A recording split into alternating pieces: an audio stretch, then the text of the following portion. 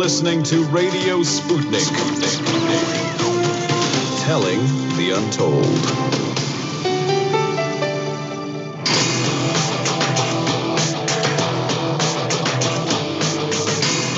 Fault lines. Live from across the divided states of America, it is time now for the last edition this week of the most disruptive show covering news and events not only in those divided states but across our divided globe. In the independent corner, I am your political analyst, Shane Stranahan. And in the left corner, I am the indefatigable, a burning ember in the darkness, your political analyst, Jamarl Thomas. And together we are Fault Lines with Thomas and Stranahan. Going into the headlines, first up in COVID news this morning, at least 2,923 new coronavirus deaths and 223,570 new COVID cases were reported in the United States on December 10th. That's just under 3,000 deaths yesterday. That's under, the record-setting over 3,000 deaths from the day before, but still, that's damn steep, if I can say so myself. A North Texas medical examiner's office has brought in 2 refrigerated trucks to store dead bodies in response to low capacity amid a surge in COVID cases. Many of the hospitals and larger funeral homes in the Fort Worth area have reached their storage capacity or will soon, said Nizam Pirwani, Tarrant County's chief medical examiner. The Tarrant County Medical Examiner's Office, which has a capacity normally of 100 bodies, said each truck can store 50 bodies. Officials expect to start using the trucks in the next few days. Yesterday, a United States government advisory panel to the U.S. FDA has endorsed the Pfizer-BioNTech COVID-19 vaccine with a 17-4 vote in favor of the vaccine, a critical step toward the vaccine's final approval for eventual distribution across the country. Australia, meanwhile, canceled an order for 51 million doses of a COVID-19 vaccine being delivered by CSL Limited and the University of Queensland after some trial participants had false positive rates for HIV. The government said Friday it's replacing most of the CSL doses with more purchases of other planned vaccines. Australia has ordered an extra 20 million shots being developed by the University of Oxford and AstraZeneca and 11 million more Novavax Inc. doses. The British-Swedish company AstraZeneca has accepted an offer from Russia's Gamaleya Institute on cooperation in order to see whether their 2 COVID-19 vaccine candidates can be successfully combined. The vaccine developed by AstraZeneca in collaboration with Oxford University demonstrated 62% efficacy, while the Russian medication demonstrated a rate of over 95%. Africa's top public health official has said it will be, quote, extremely terrible to see, end quote, rich countries receiving COVID-19 vaccines, while African countries go without it, especially as a new surge in cases begins on the continent of 1.3 billion people. African Centers for Disease Control and Prevention Director John Nkengasong warned on Thursday that Africa might not see vaccines until after the second quarter of 2021. Nkengasong called it a quote-unquote moral issue and urged the United Nations to summon a special session to discuss the ethical and fair distribution of vaccines to avoid the, quote, this north-south distrust in respect to vaccines, which is a common good, end quote. Back in U.S. political news, President-elect Joe Biden and Vice President-elect Kamala Harris, who defeated President Donald Trump in one of the most bitter presidential elections in U.S. history, are Time Magazine's Person of the Year for 2020. I'm going to stop right there. What do you think about that, Jamarl? President-elect Joe Biden, Vice President-elect Kamala Harris, jointly taking the cake as Person of the Year on the cover of Time. I haven't thought about it too deeply. But something strikes me as pretty off about this. I mean, admittedly, you don't expect Time Magazine to like Trump, and that maybe that's not all of it. It's just them giving the trophy to the people who beat Trump into the Oval Office. I mean, I don't know. Jamarl, what's your take? It's just like the Obama thing with the Nobel Peace Prize. It's like, we're going to give this to the person who ran against him. Joe Biden stayed in his basement most of the time. I can't believe that. Time Life Magazine Person of the Year. Are you serious? Joe Biden is just running a campaign. No more, no less. He should get no accolades for running a campaign. It's his job. And I got to be honest, he didn't even really do a good job of running a campaign. He was so, I mean, this is going to be part of the monologue. But the idea that you would give him the Time Life cover. For what? What did he do? What did he do? He spent 47 years creating the problems that put Trump in that office in the first place. And you're going to give him credit? Credit for what? Yeah, that's embarrassing. That's embarrassing. They should just stop it at this point. It is. Shouldn't even have it. I mean, the Obama Nobel Peace Prize comparison, that also came to mind. That's just completely unwarranted, Anyway, back to the headlines. We've got a few more to go through. In more U.S. political news, a U.S. Texas state lawmaker, Kyle Biederman, says he is planning to prepare a legislative initiative for a referendum in the state so that residents will decide whether to secede from the U.S. And quote here, "The federal government is out of control and does not represent the values of Texans. That is why I am committing to file legislation this session that will allow a referendum to give Texans a vote for the state of Texas to reassert its status as an independent nation," end quote. That's again according to Rep. Kyle Biederman, Republican from Fredericksburg, tweeting that in a statement. Biederman is set to promote his plans without delay, citing Article 1, Section 2 of the Texas Constitution, which reads as thus: "All political power is inherent in the people, and all free governments are founded on their authority and instituted for their benefit," end quote. What do you think about that one, man? Representative in Texas pushing for Texans to secede. Can't help but think that has to, it happens every once in a while from memory. Can't help that I think that has to do something with, the pandemic, the results of the election, just this whole set of events over the past year. Well, Texas has been talking about seeding for years, like decades. Have a good life. Goodbye. That's what Bye. You pay for your military, pay for your health care, pay for all of this other stuff. Texas is one of the debtor states, just like many other right-wing states, debtor states that we have to actually... Oh, no. They are. They have no, here's the thing is that I hear what you're saying. They have a decent amount of money. That's not the most important thing. They also have like Austin and Dallas, Fort Worth, Houston and San Antonio. They've got some big cities and a lot of population. What happens when Texas has to pay for the military? What happens when Texas has to pay for their health care? What happens when Texas has to cover all of these things, the education system? Like, Texas has to cover a huge amount of things that they no longer, that they don't have to do while they're with us. I mean, joining with the United States. And I got to be honest, this argument made more sense when Texas was a red state. And at this point, Texas looked like it's purple, or trending that way. So, good luck. God bless. I wish you well on your journey, whatever that journey is. Basically what you're saying. They're probably going to be conquered by Mexico. That's what I'm expecting to happen. Mexico's going to take their country back. Or vice versa, sad to say. No, I don't know how that would go. Anyway, have more headlines to get through here. Sure is an interesting conversation to have, though. I don't think it's going to happen, to be clear. Yeah, I don't buy it. Not anytime soon, at least. I don't buy it at all. Anyway, I don't buy it either.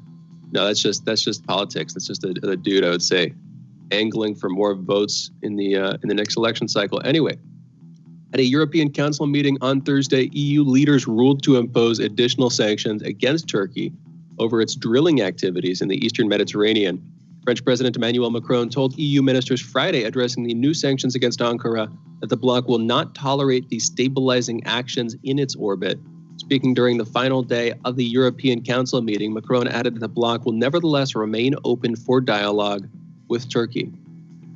Chinese Foreign Minister Wang Yi announced Friday that a stronger strategic partnership with Russia would be his country's foreign policy priority next year. China wants to strengthen strategic coordination between the two countries, I'm quoting here, in all spheres and at all levels to serve as a Chinese-Russian pillar that will support international peace, stability, and a strategic balance of power, end quote. That's according again to Chinese Foreign Minister Wang Yi. The diplomat praised the country's joint fight against the coronavirus pandemic that promoted an international response to the health crisis.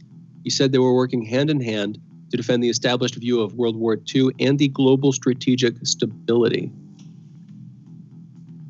Switzerland has given Chinese security agents free run inside its borders and the rest of Europe for 5 years as part of a secretive immigration agreement between the two countries. Interesting headline here. While the agreement officially expired this week, Safeguard defenders warned that it was up for renewal in a report released on Thursday. The deal allows Chinese officials to visit Switzerland for up to 2 weeks to interview and remove nationals who have been found to be residing illegally in the European country and take them back to China. While Switzerland maintains similar agreements with immigration authorities from 52 other countries and territories, including Hong Kong and Macau, its deal with China is unique in that it grants powers to China's Ministry of Public Security as opposed to immigration officials, according to Safeguard defenders. This just, I'll be honest, this feels like a slight anti-China headline here. As they're saying, it seems like they have that same pact with like 50 plus other countries. I'm not even particularly fond of China, but I'm just trying to call a spade here. I don't know what exactly what difference it makes. And, maybe we can bring somebody on if this develops into an issue. But I don't know what difference it makes that China's Ministry of Public Security is doing this as opposed to immigration officials. Yeah, I don't either. Anyway. Yeah, I don't either. I mean, I think we're going to get a lot of news and information from our mainstream media now that China has basically been identified by our state as an enemy or as a, not necessarily a partner or a competitor. And, it's weird. It's strange. It begs the question of this notion of state media versus corporate media.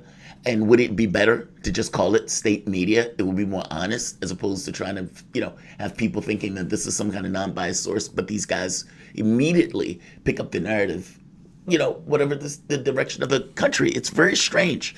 Whatever the administration is in, be it Democrats or Republicans, the moment that it seems like the tenor of the government tilts, media tilts with it.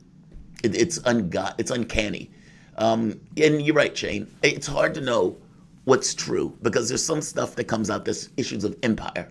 And the information is seeded into the public with this notion of being able to tilt the public's point of view to the political instrument.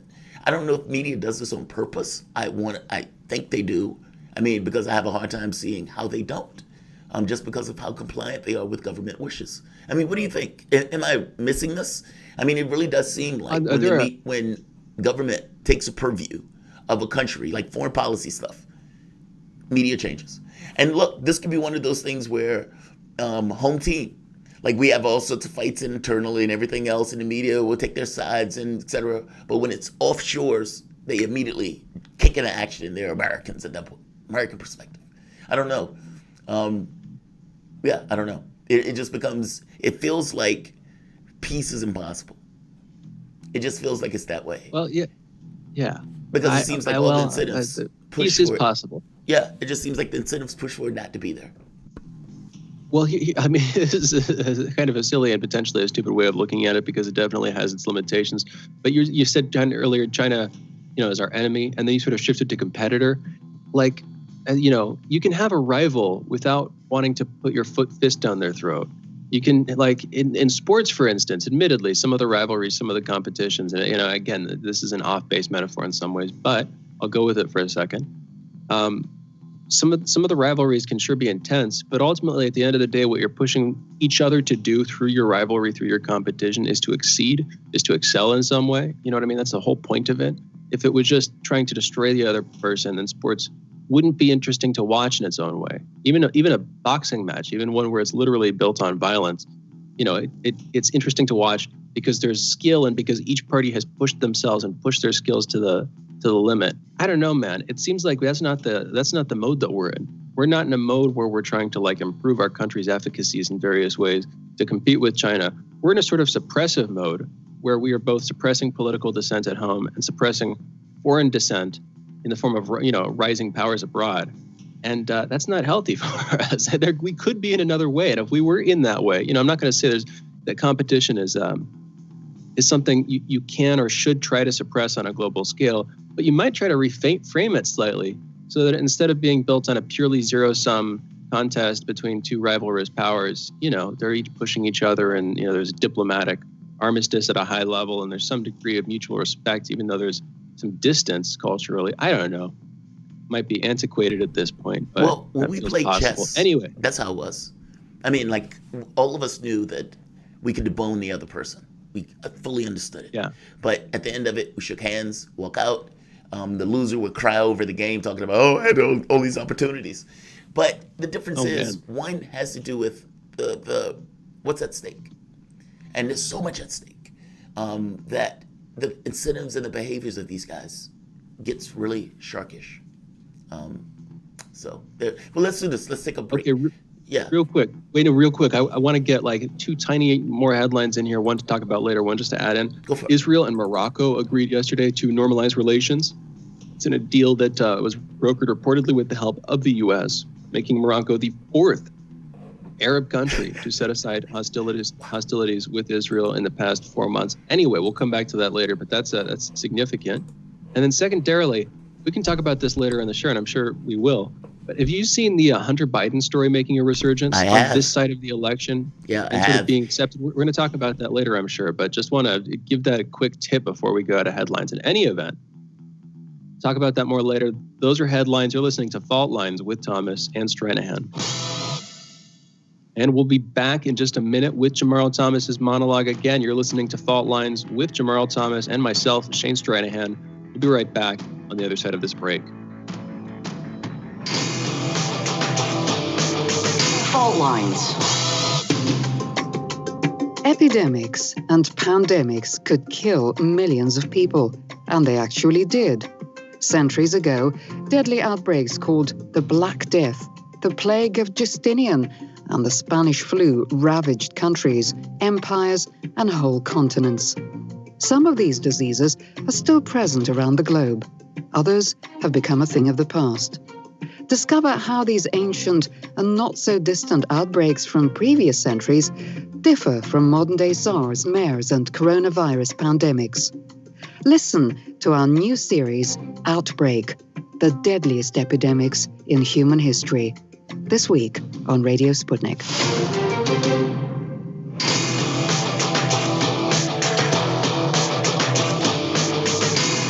Fault Lines. Welcome back to Fault Lines on Radio Sputnik. My name is Jamarl Thomas. I'm coming to you live out of our station in Washington, D.C. If you guys live in the area, I'm sorry. My name is Jamarl Thomas. This is Fault Lines on Radio Sputnik. I'm joined by my co-host, Shane Stranahan, and we are coming live out of our station in Washington, D.C. If you guys are in the area, you can catch us at 105.5 FM and 1390 AM.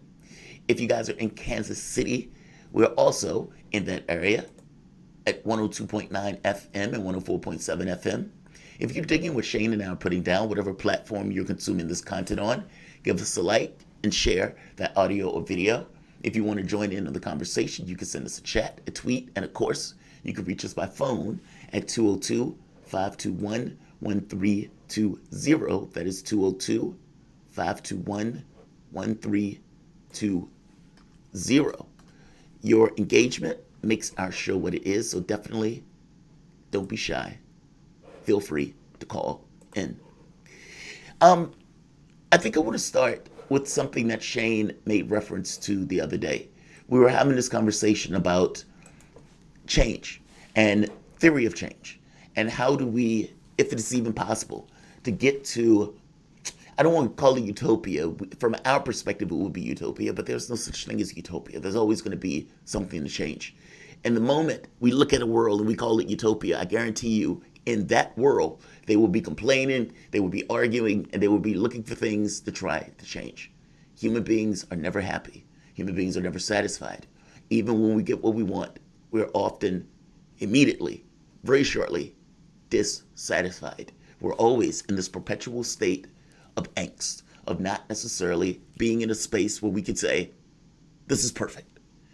There's always environmental challenges, environmental change, meaning even if you got what you wanted, even if healthcare wasn't something you had to think about, even if college wasn't something you had to think about, even if, I don't know, getting older and worrying about whether or not you're going to be taken care of was something you had to worry about, even if all of the priorities that lefties talk about are taken care of, you still will have angst, you still will have conflict, and you still, even in the best of terms, even with people working together with the notion of trying to get things accomplished for the highest goal, you still have conflict. There is no way out in that sense. There is no utopia. That is not good or bad. That just means that there's not such thing as stagnation which utopia would ultimately end up being. The point that Shane was making, though, without going too far as a detour, had to do with this notion of an inflection point.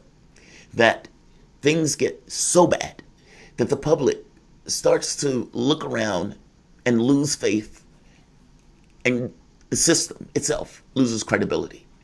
Meaning the system that during the Second World War got all of these accolades because, oh my God, capitalism, it's supplying so much, and the workers are so happy, and the capitalists are being flush with cash, and the workers are flush with cash, and this trend line is going up, and there's a correlation between the amount that workers are making and the amount that corporations are making. Hey, this looks good.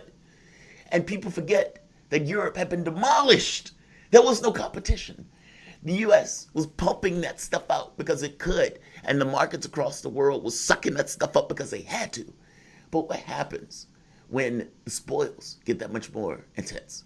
When the country itself seems to not care about the workers, not care about any notion of a safety net, where the top of it just squeezes and gets as much out of it as they possibly can, and every incentive is for them to do that. If you are a corporation and you've gotten to the point where you can maximize your profit, great. And you say to yourself, there's more profit on the table. We just need to squeeze the workers more. And we need to get Congress to throw more money at us.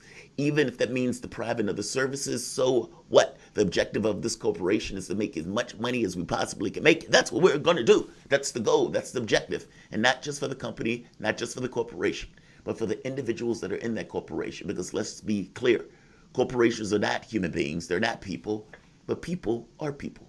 And those people orient themselves to goals and objectives that are put out there, even if they're implicit, even if they're not explicitly stated.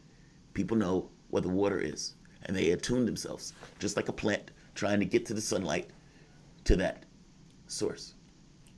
My point is, I think we missed our opportunity. That inflection point where the public loses faith and credibility in the governmental system itself, and they look for something else. And that something else just so happens was being built and was on there. I was out there waiting, just standing there. And the public latches onto it because it's the life vests. It's the last thing that they can get where everything else was different. And they say, this is the thing that we believe has credibility. This is what we're going to hold on to in this darkness, in the storm. This is our life raft. What if that life raft is not available? Or what if the public misses it? What if the boat sails by and the public was not able to get the boat's attention? Or for that matter, what if the boat is trying to get the public's attention and the public is just out there having a party on a burning yacht? I think this is what happened. I think where the inflection point happened, where the public loses faith, where there's credibility or lack thereof in the government, in the economy, in the institutions that were there to try to maintain this particular society. I mean, for God's sake, think about all the mental and physical energies that go into keeping the society straight. Think about all of the work, all of the labor that go into making this society run, to keeping the street lights on, to keeping the roads paved, to keeping the air clean, to keeping certain areas so companies don't dump their products, or having kids working in factories. Because again, those laws are there because if those laws weren't there, kids would be working in factories. Parents would be that desperate for cash. And yes, capitalists would be that craven. I guess I'm trying to just make a very basic point that in that lack of credibility, in that curve where the public loses faith and something else appears, I think we missed our opportunity, and I think we are going to pay for it. When Chris Matthews made that point of, hey, Sanders will be there for a generation, there's something to be said about that. He was against that. The Democratic Party was against that. And I'm beginning to think it's our boat. Right now, if you look at the political space, what are your actors doing? What are the people who are in Congress? What are the people who are in government? What are the people who are in the executive branch? What are the people who won the presidency? What are they doing right now? And how is that indicative of what is to take place in the next 4 years?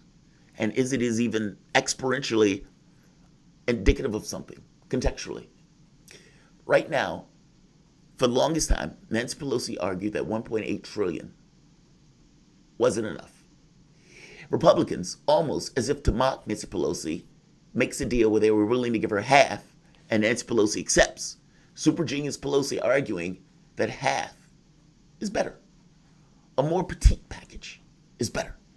Why? Because my guy won. Super genius Nancy Pelosi basically saying Joe Biden won, so the world is great. The catch is the vaccine would have been there regardless, and she has no idea whether giving Trump the stimulus would have positively affected him. Meaning, it's very possible you could have gotten your 1.8 million, you would have definitely gotten the vaccine, and Joe Biden would have been elected.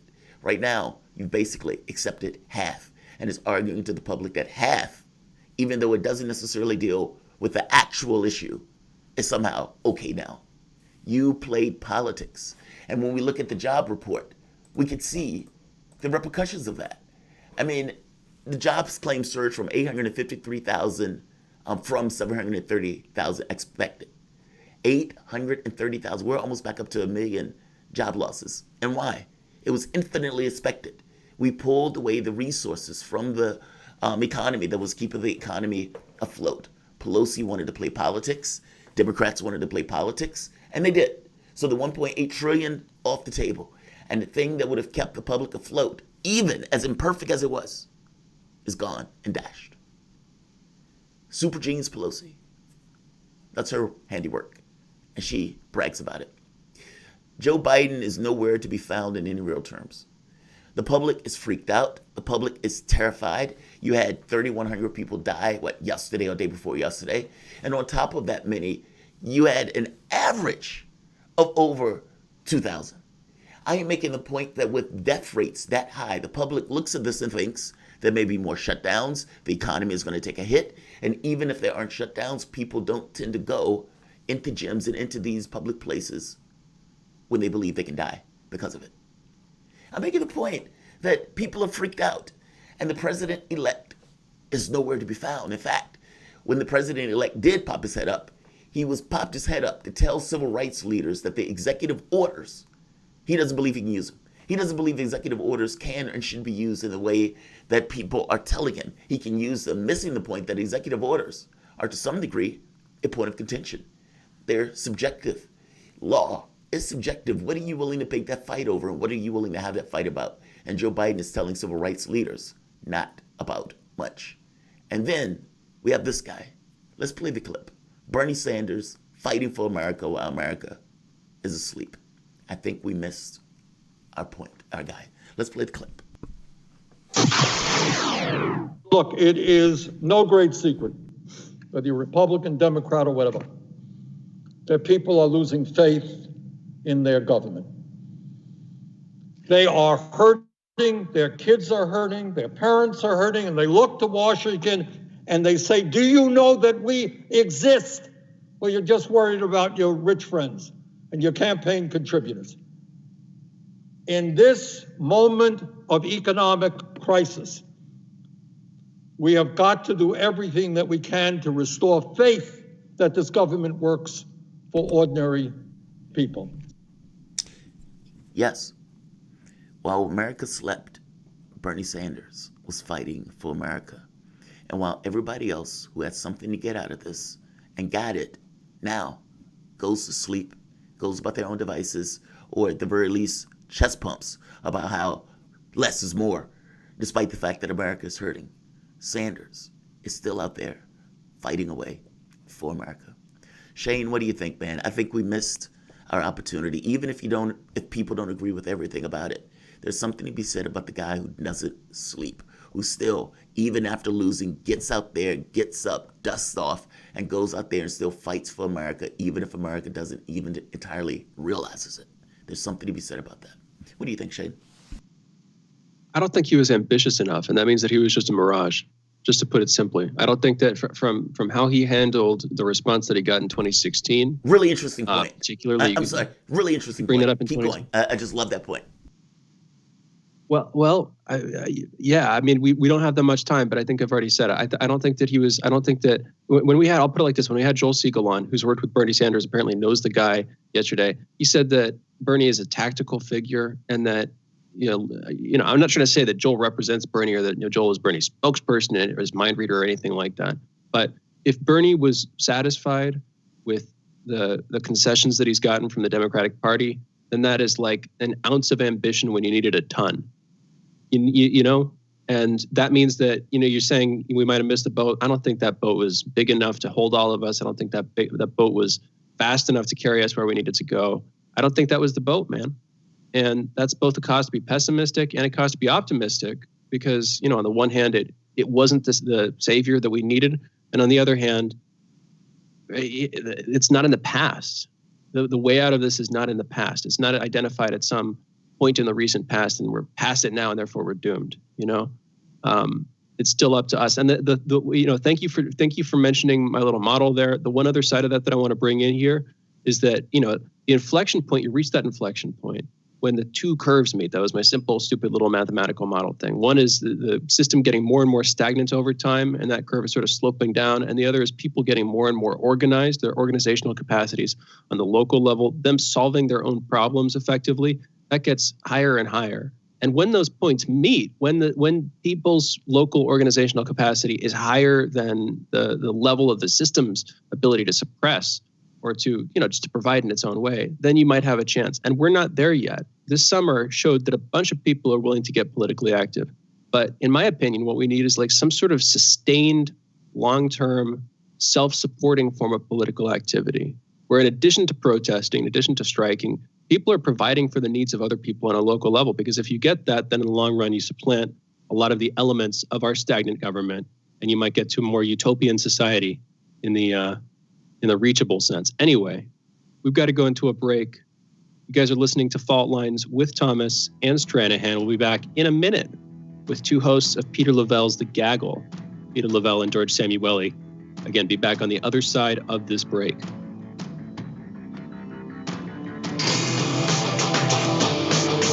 Fault Lines. You're listening to Radio Sputnik.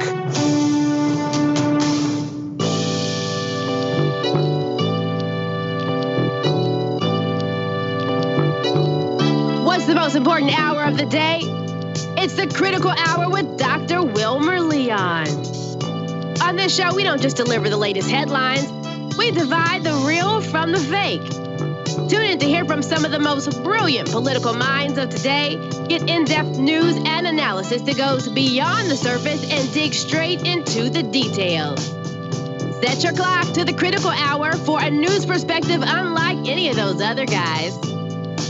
Tune in to the Critical Hour with Dr. Wilmer Leon, weekdays 6 to 7 p.m. Eastern, and catch us on Facebook Live. You're listening to Radio Sputnik.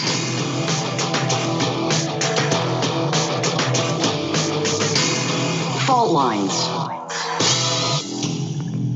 And we're back. You're listening to Fault Lines with Thomas and Stranahan and our guests, two co-hosts of The Gaggle. First up, we have Peter Lavelle, American journalist and host of Crosstalk on RT.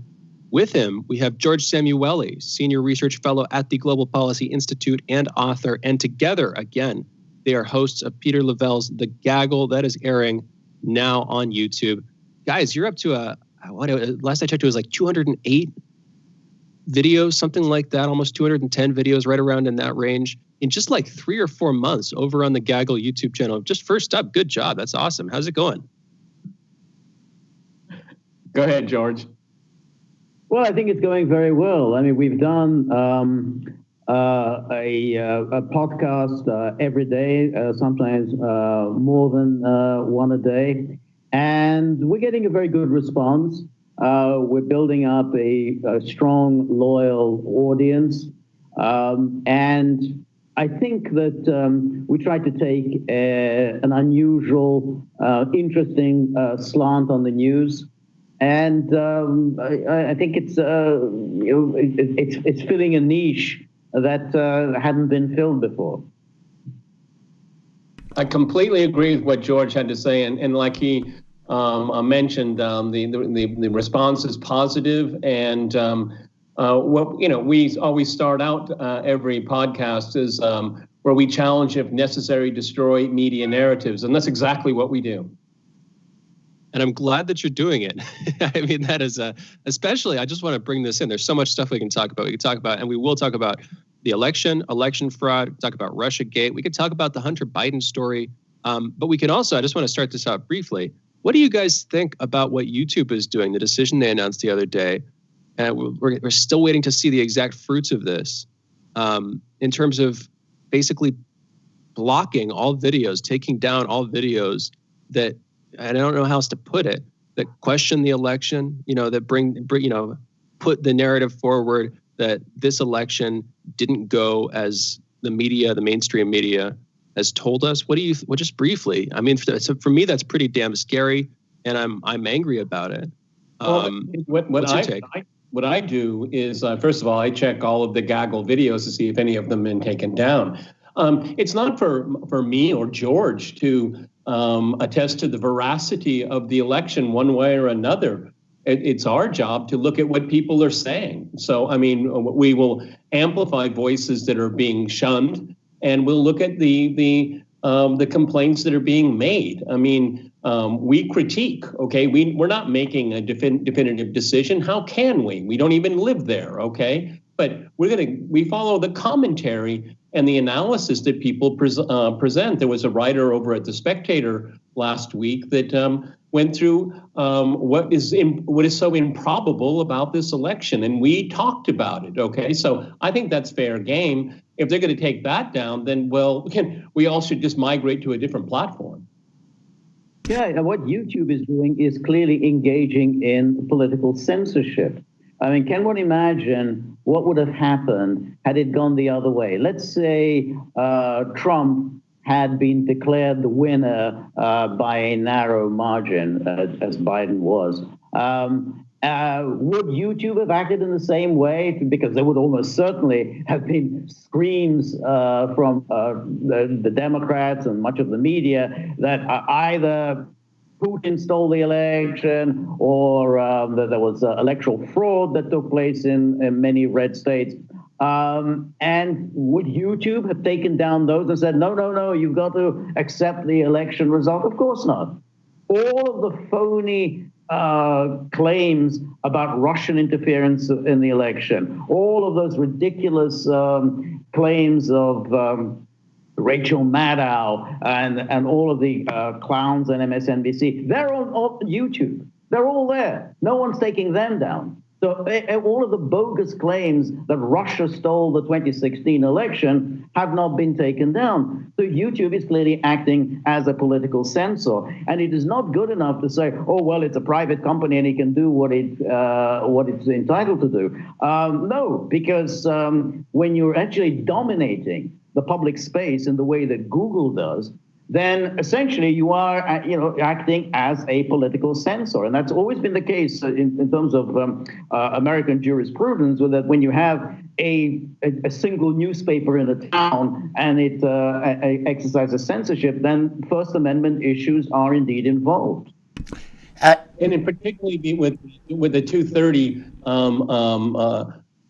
privilege that these platforms are given. I mean, George is absolutely right. They're conducting political censorship, but their platforms under the law doesn't give them that right to do it. I mean, they're in clear violation of the privileges they've been given through the Federal Communications. Yeah, I think that's a fair point to make. The 230, the Section 230, and basically what Section 230 allows. The idea that these guys are a platform and that it's a sword and a shield. Yes, they can take down content that they believe is objectionable because a private entity. By the same token, it's not a publisher where it's making discretion, and in reality, they're making a discretionary decision to protect Joe Biden. I don't see how people could come to a different conclusion. Like you said, the Russiagate stuff is still up there. That stuff has been losing in court left and right. And I wager that those Rachel Maddow videos have not been taken down, that are out there screaming about, the Russians are coming over the border and Donald Trump is going to let them in. Like, that hysteria is still there. That hysteria is still online. Well, let's add to it, gentlemen, is that all of a sudden the Hunter Biden story is back. And that's where I was going with this. Because the Hunter Biden stuff ended up, the criminal probe for that ends up existing. Yes. Okay. That's a real thing. So, I mean, are they going to take down all of the videos that CNN and MSNBC put up calling it a bogus claim. This is just Russian disinformation. Are they going to take those down? Because those of us who were paying attention knew that was patently untrue. And now it's back in the news. So are they going to go and do a backlog of, all of the conspiracy theory videos that these platforms put out? No, they won't. Well, let's just be clear. Right now, the Hunter Biden story is out in the news because Hunter Biden is basically under a criminal probe. And the question about the hooks, about whether China has hooks into Hunter Biden because of that relationship, because of, the associations that apparently Hunter Biden has been taking on. A Chinese scholar the other day, Glenn Greenwald, made the point that China has its hooks in Joe and Biden more than with Trump, and that basically the administration is going to be much more conciliatory, less hostile in regards to the way the relationship ended up with Trump. And the point was because of the relationships Hunter Biden had established. What do you guys think about that? I mean, basically the media hid and acted as if the story wasn't real, had no legs, there was no legitimacy to it, all the way up to the election. And now we find out there is a criminal probe against Hunter Biden. And there might have been some legs to those stories, regardless of where those stories was found. What do you guys think about that? Peter, you gave your opinion partially. And if you want, you can even give a slight description about what the Hunter Biden story is that we're talking about, just so the audience has context. Yeah, because of course it was an important story in the election. Since China is held by many people to be America's chief rival in the world, the only power in the world that can compete with the United States economically and financially, then that's a very big issue. And if there's a perception that Biden, in his relationships with China, will be swayed by familial relations, by any influence that China may exert on Biden, particularly as it's quite possible that China has all kinds of compromising information about Hunter Biden, then this was a very serious election issue. And for the media, simply to ignore it and say, well, we're not going to cover this at all. And in fact, to ban outright from Twitter and Facebook any coverage of this issue was absolutely flagrant and irresponsible interference in an election. The public was not provided with the information that it needed to make its choice. But I surmise, and George and I have talked about this on the Gaggle, I firmly believe that it's not a coincidence that the Biden people have come out commenting on the criminal probe against the vice president's son, Hunter. I personally believe is that Joe Biden has already served his purpose, and they're preparing the public for a Biden presidency that will prematurely end and end very quickly.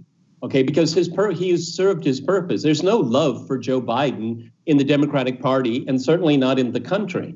And so, as we go through these legal battles here, I mean, it's fine. I find it very interesting, gentlemen, that it was the FBI, Rod Rosenstein and others that were discussing the 25th Amendment to remove Donald Trump. Well, don't be surprised. Come January, the 25th Amendment is also going to be back on front and center. I firmly believe this. Absolutely right. I agree with you there. And because the idea that Biden himself is not implicated is ludicrous.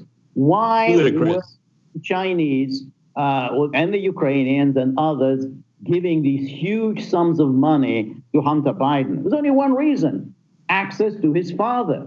So it's absurd to say, well, he's not implicated. So in other words, these people were just throwing around millions on Hunter Biden and in the expectation that Hunter isn't going to provide them with anything. Of course they were giving it because they knew that they would get access to his father.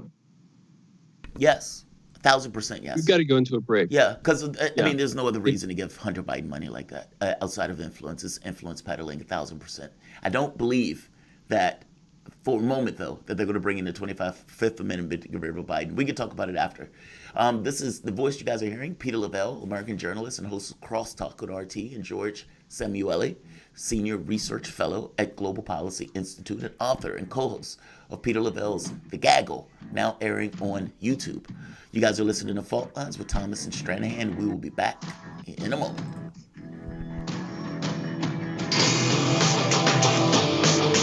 Fault Lines. Want to know how international issues fit into local ones and how local issues fit into international ones with the historical context to tie them together? Well, we're bringing it to you all by any means necessary. Tune in weekdays from 2 to 4 p.m. Eastern Standard Time to hear me, Jackie Lukeman, alongside my co-host, Sean Blackman. By any means necessary, your guide to connecting the social, political, and economic movements shaping the world around us.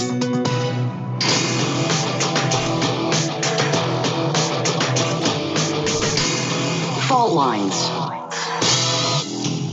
And we're back. You're listening to Fault Lines with Thomas and Stranahan and our guests, Peter Lavelle and George Samueli, hosts of The Gaggle. Peter Lavelle is an emerging American journalist and host of Crosstalk on RT. And George Samueli is a senior research fellow at the Global Policy Institute and author. And together, again, they are the hosts of Peter Lavelle's The Gaggle. That show is airing now on YouTube.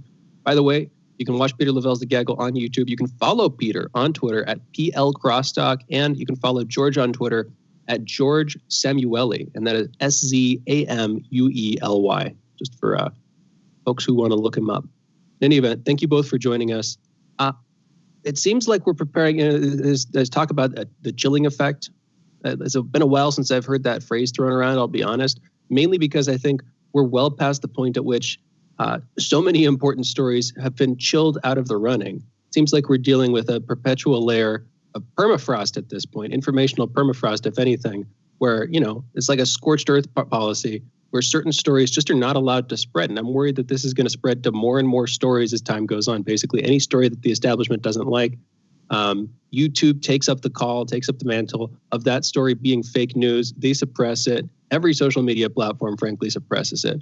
And we can't talk about some of the more important elements of our history. It kind of reminds me of the Soviet Union and the rise of samizdat, sort of hidden literature as an alternative to state media. But it seems to me like in American democracy, we're more propagandized. People are more bought into it than the residents of the Soviet Union ever were. And it seems like we have, the government through social media, through digital technology specifically, has more reach, has more of an ability to suppress news. And people are more willing, or at least some, substantial parts of the population are more willing to buy into the official narratives. And as far as I can tell, we're ever willing to buy into those narratives in the Soviet Union. What do you guys think, and what the hell can we do about it?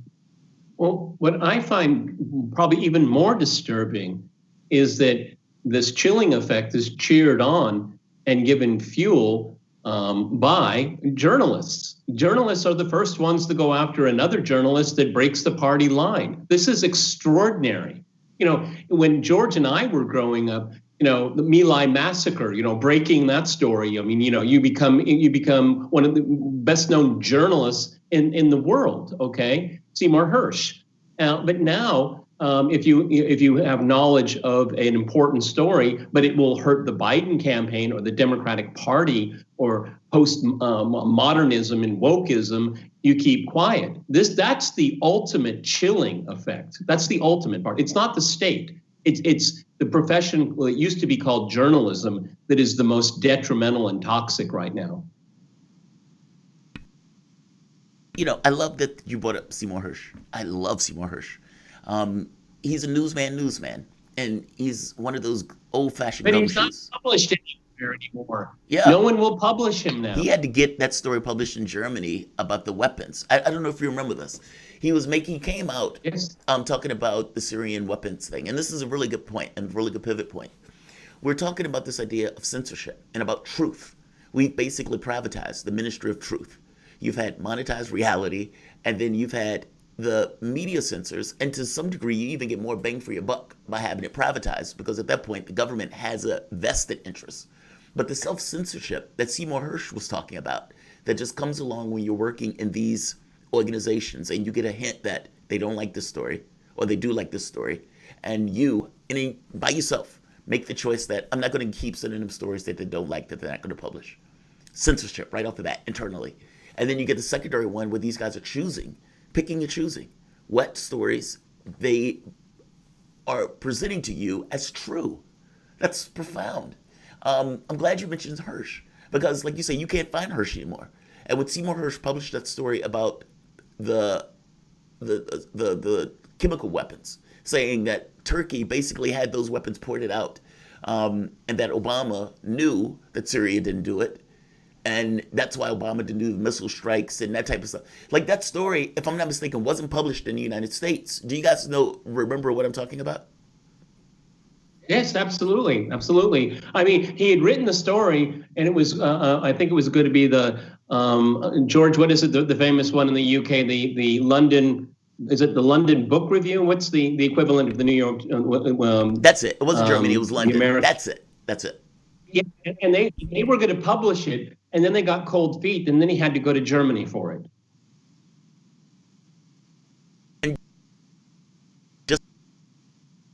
And just so we're clear what the story was, and George, you can explain this part. The idea that basically Bashar al-Assad didn't do it. But it didn't matter whether he did it or not. At that point, the entire media had went with a narrative, and they weren't deviating from that narrative. And if you said anything about it, and you asked the question, well, wait a minute, why would Assad do this? He has like 90% of his territory back. This just seems like a provocation to get the West in.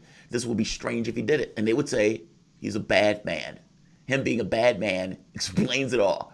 Good sense, common sense doesn't matter. What do you think about that, George, in the way that they were able to basically keep that story off? The OPCW whistleblowers come out showing, hey, they were right. Seymour Hirsch was right. It wasn't from Syria. And yet that gets frozen out. I mean, are we looking at getting to the point where media says the story is not true? And so you get to the point where even if the story is true, even if there's evidence for it, at that point, social media censors it. I guess my fear to this is it's such a slippery slope where you could see it in real time, getting to the point where social media would basically say, we're not going to cover that story. We don't like that story. Whether it's true or not becomes almost secondary. What do you think, George? The consensus that forms on issue after issue. I mean, we had this at the time of the Iraq invasion. There was a media consensus, and the few dissident voices, the few voices that raised questions about whether Saddam Hussein had the weapons of mass destruction were pushed out. If you remember, Phil Donahue was a big star. Phil Donahue was fired by NBC. I mean, that's Phil Donahue. That's not nobody. And then the same thing happens with Syria. The media consensus is formed. Bashar al-Assad is a terrible person. He's responsible for all the deaths in Syria. He must be got rid of. And therefore, only those stories that satisfy that narrative make it into the media. Now, what then happens is that even somebody like Seymour Hirsch, I mean, huge reputation. I mean, we talk about My Lai. I mean, it's a very famous story. Huge reputation, and suddenly he can't get published, and that's in the London Review of Books.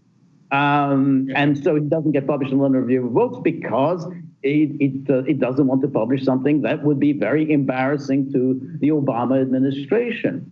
And so, yeah, this is what is happening. And unfortunately, now we have this a fatal nexus between the traditional media and the sort of the newer media, because we all thought, oh, well, now that we've got Facebook, now we have Twitter, we have these alternative platforms, a democratization of the media. And so therefore, stuff that doesn't appear in the mainstream can still be accessed elsewhere. But it isn't happening. There's now the mainstream media and these alternative platforms are working hand in glove. And then you get the suppression of news that doesn't fit. And another example here is that, remember, weeks before the election, when the New York Post broke the Hunter Biden story, remember, gentlemen, 50 active or retired intelligence officials came out and said this is Russian disinformation. They all have egg on their face right now. Are they going to apologize? Is anybody in the mainstream media going to point out that these 50 people, the people that are credentialed, part of the professional managerial class, are they going to be held to account? No, it'll probably just be scrubbed. Okay, and then if you can go back to the Gaggle, and George and I are talking about it, basically talking about, we're connecting dots here from what we learned yesterday. I mean, we were right, okay, but we face being shut down. And these 50 other people, well, they'll just get promoted and be lobbyists and wait for their turn to come back to government. That's the situation we have right now.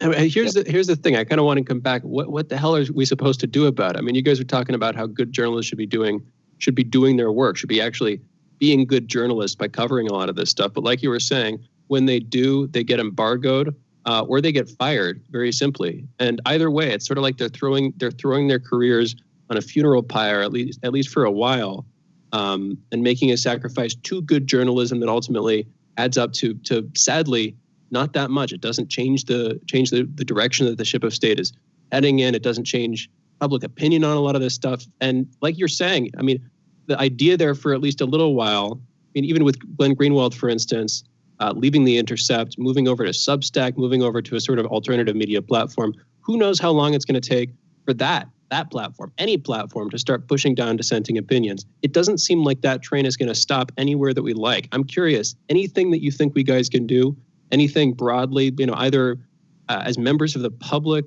or as figures, as pundits, whatever, with platforms, anything that you would recommend? What's your take?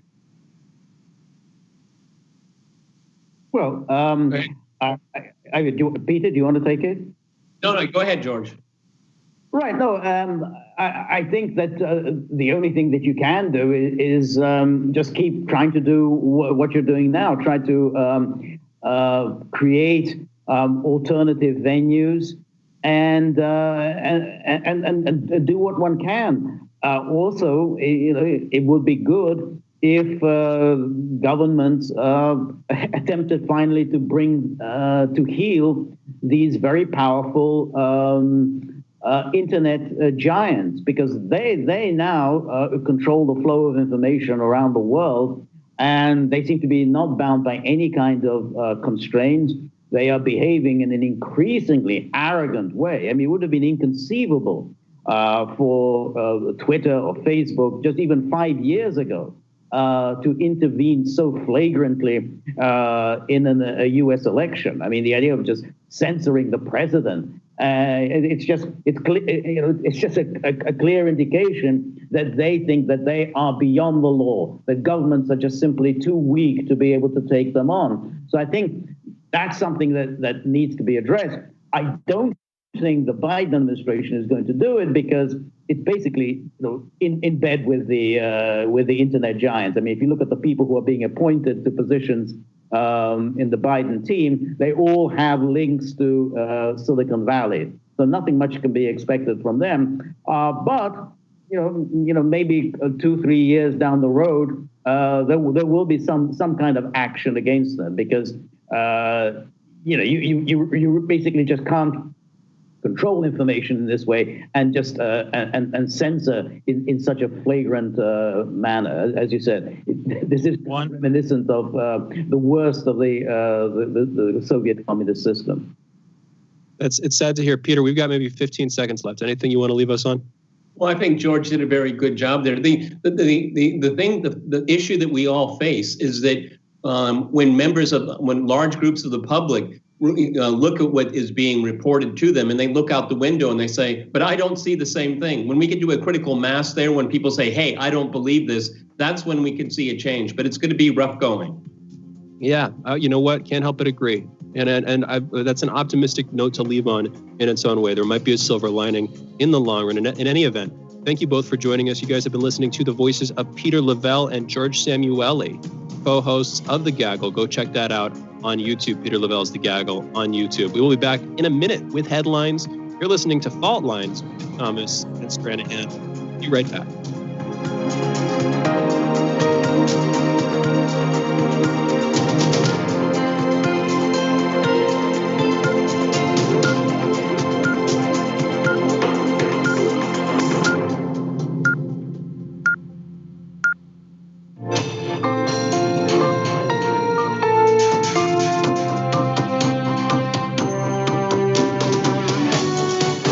Listening to Radio Sputnik.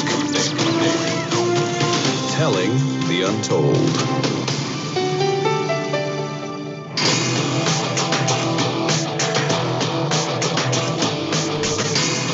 Fault lines. Live from the divided states in America, welcome to your daily inoculation for propaganda. In the left corner, I am the indefatigable, the ever-vigilant, the last antibody to a sick and seizing political system, your political analyst, Jamarl Thomas. And in the independent corner, I am your gonzo pundit, political analyst, Shane Stranahan. That means you are listening to Fault Lines with Thomas and Stranahan. Let's get to the headlines in the news. Let's get the headlines. In the news, at least 2,923 new coronavirus deaths and 223,570 new cases were reported in the United States on December 10th, basically yesterday. And keep in mind, the day before that, it was 3,100. The day before that, it was over 3,000. These numbers are not going anywhere anytime soon. A North Texas medical examiner's office has brought in 2 refrigerated trucks to store dead bodies in response to low capacity amid a surge in coronavirus cases. Many of the hospitals and larger funeral homes in Fort Worth area have reached their storage capacity or will soon, says Nizam Parwani, Tarrant County's chief medical examiner. The Tarrant County Medical Examiner's Office, which has a capacity normally of 100 bodies, said each truck can store 50 bodies. Officials expect they to start using the trucks in the next few days. Yesterday, a United States government advisory panel to the United States FDA has endorsed the Pfizer-BioNTech COVID-19 vaccine with a 17-4 vote in favor of the vaccine, a critical step towards the vaccine's final approval for eventual distribution across the country. Australia's canceled an order for 51 million doses of COVID-19 vaccine being developed by CSL Ltd and the University of Queensland after some trial participant had false positive tests for HIV. The government said Friday is replacing most of the CSL doses with more purchases of other planned vaccines. Australia has ordered an extra 20 million shots being developed by the University of Oxford and AstraZeneca plc and 11 million more Novavax doses. The British-Swedish company AstraZeneca has accepted an offer from Russia's Gambling Institute on cooperation in order to see whether their 2 COVID-19 vaccine candidates can be successfully combined. The vaccine developed by AstraZeneca in collaboration with Oxford University demonstrated a 62% efficacy, while the Russian medication demonstrated over 95%. That's interesting. Yeah, that's very interesting. Maybe it's an image thing. Africa's top public health official has said, quote, "It will be extremely terrible to see," unquote, "rich countries receiving COVID-19 vaccines while African countries go without, especially as a new surge in cases begins on the continent of 1.3 billion people. Africa Centers for Disease Control and Prevention Director John Nicholson warned on Thursday that Africa might not see vaccines until after the second quarter of 2021. Nek-In-Song called it, quote, "a moral issue," unquote, and urged the United Nations to summon a special session to discuss the ethical and fair distribution of the vaccine in order to avoid, quote, "this north-south distrust in respect to vaccines, which is common good." Let's put a pin in that one because I want to talk about that one later. Basically, what is the difference between Africa or people in the various countries going hungry, going without a home, going without an education, sleeping on the street, or ensconced in poverty, being in the U.S. or around the world, versus the vaccine. Meaning the people that were dying of starvation, the people that were already hungry, the people that were already out of their homes, the people that were already in dire straits. The majority of the world lives off of like $10 a day or less, and you have a significant share that lives off $2 a day. Now, when you have a world like that, and you have all of that depravity, all of those people going without, in a constant and persistent basis, this kind of anonymous pain or anonymous violence, and you get COVID, or COVID thing comes up, how does the argument fly that it's a moral issue for COVID, but for the normal occurrences where people get diseases and die, or people can't get health care, or people can't get X or Y? I don't see the difference. How is this all of a sudden a moral issue, but beforehand it wasn't? How is this a big deal that people need to do something about and put money into and ensure that Africa, ensure the poorer countries get access to this drug, when under normal circumstances, those countries go without. And under normal circumstances, those countries go hungry. Under normal circumstances, those countries go without medication. Why is this different? I don't understand. Don't misunderstand me. I want everybody to get the health care they need. I want this world to focus on prioritizing needs of people, especially in the sense of health care and education, things that we can definitely do. But I am uber curious about why people continuously go without these things. COVID comes into play, and then the argument is it's a moral issue. I hate to tell you this, it was a moral issue before COVID ever took place. And those people that were struggling and in dire needs, whether they got COVID or whether they don't have it, if they were struggling and in dire help, it was a moral issue then. It's just very weird to me that the arguments are made as if COVID is something separate and distinct from the other illnesses and the other difficulties that plague individuals across this planet. So I get his argument. It just seems like this argument could be made over homelessness, over poverty, over not having medication in general, if you were going to make it a medical thing, which is very strange to me. But we can talk about it in the 9 o'clock. President Joe Biden and Vice President-elect Kamala Harris, who defeated President Donald Trump in one of the most bitter presidential elections in U.S. history, are Time Magazine's Person of the Year for 2020. Basically, making the Time Magazine Person of the Year concept utterly, irrecoverably ridiculous. You've basically delegitimized every Time Life cover ever has ever been in existence and will ever be in existence for this ridiculous person of the year. You don't think so? This is a complete delegitimization. Technically, go for it. I hear what you're saying. I think maybe you can stretch it out a decade or two in the past, because that's how long it would take from an bureaucratic perspective for the rot to creep in. But just, for all of Time's history, I don't know that it works that way. Certainly going forward, unless they, that's just a technicality. Anyway, there are like at least 2 or 3 different parties that would have been way, way, way better to have on the cover. One, George Floyd, and that's kind of obvious. I don't think that's the best. Good that's one. just emblematic of the year. That would have been a astonishingly good one, because it makes sense. Number two. Yeah, no, I hear you. Well, it's just a couple more here real quick. Number 2, like a healthcare worker, just any healthcare, the healthcare worker. I mean, we're in the middle of a freaking pandemic, and they choose a politician instead of somebody who's actually risking their life to save other people's lives. And then number 3, this is a little bit weaker maybe compared to the healthcare worker one, but just like an essential worker, a whole bunch of people who are afraid of getting sick, who nevertheless, had to keep working. They didn't just want the money. It was like they needed to do what they were supposed to do. They were, filling in their part of society. Any one of those would have been so much more poignant and relevant, and in its own way, just better than Biden and Harris. Anyway, Jamarl, I didn't mean to cut you off there. I just wanted to get those out. No, you're totally fine. Yeah, I agree with you. 1,000,000,000%. It's funny. It's like when you tell somebody you agree with them, sometimes it's hard to gauge what that is. It's just like agreement. It's like, so you give a number to get how much you agree, how strong you agree. Yeah, 1,000%. Because, and the reality of it is the George Floyd thing was big. But I think the healthcare worker, or the, I guess you can call it like the unknown soldier, basically the unknown worker, that made this. I mean, think of the number of people that died. Like if we're thinking about the people who initially were dying from this virus, 42% was in healthcare, like either the elderly or the people in those nursing homes.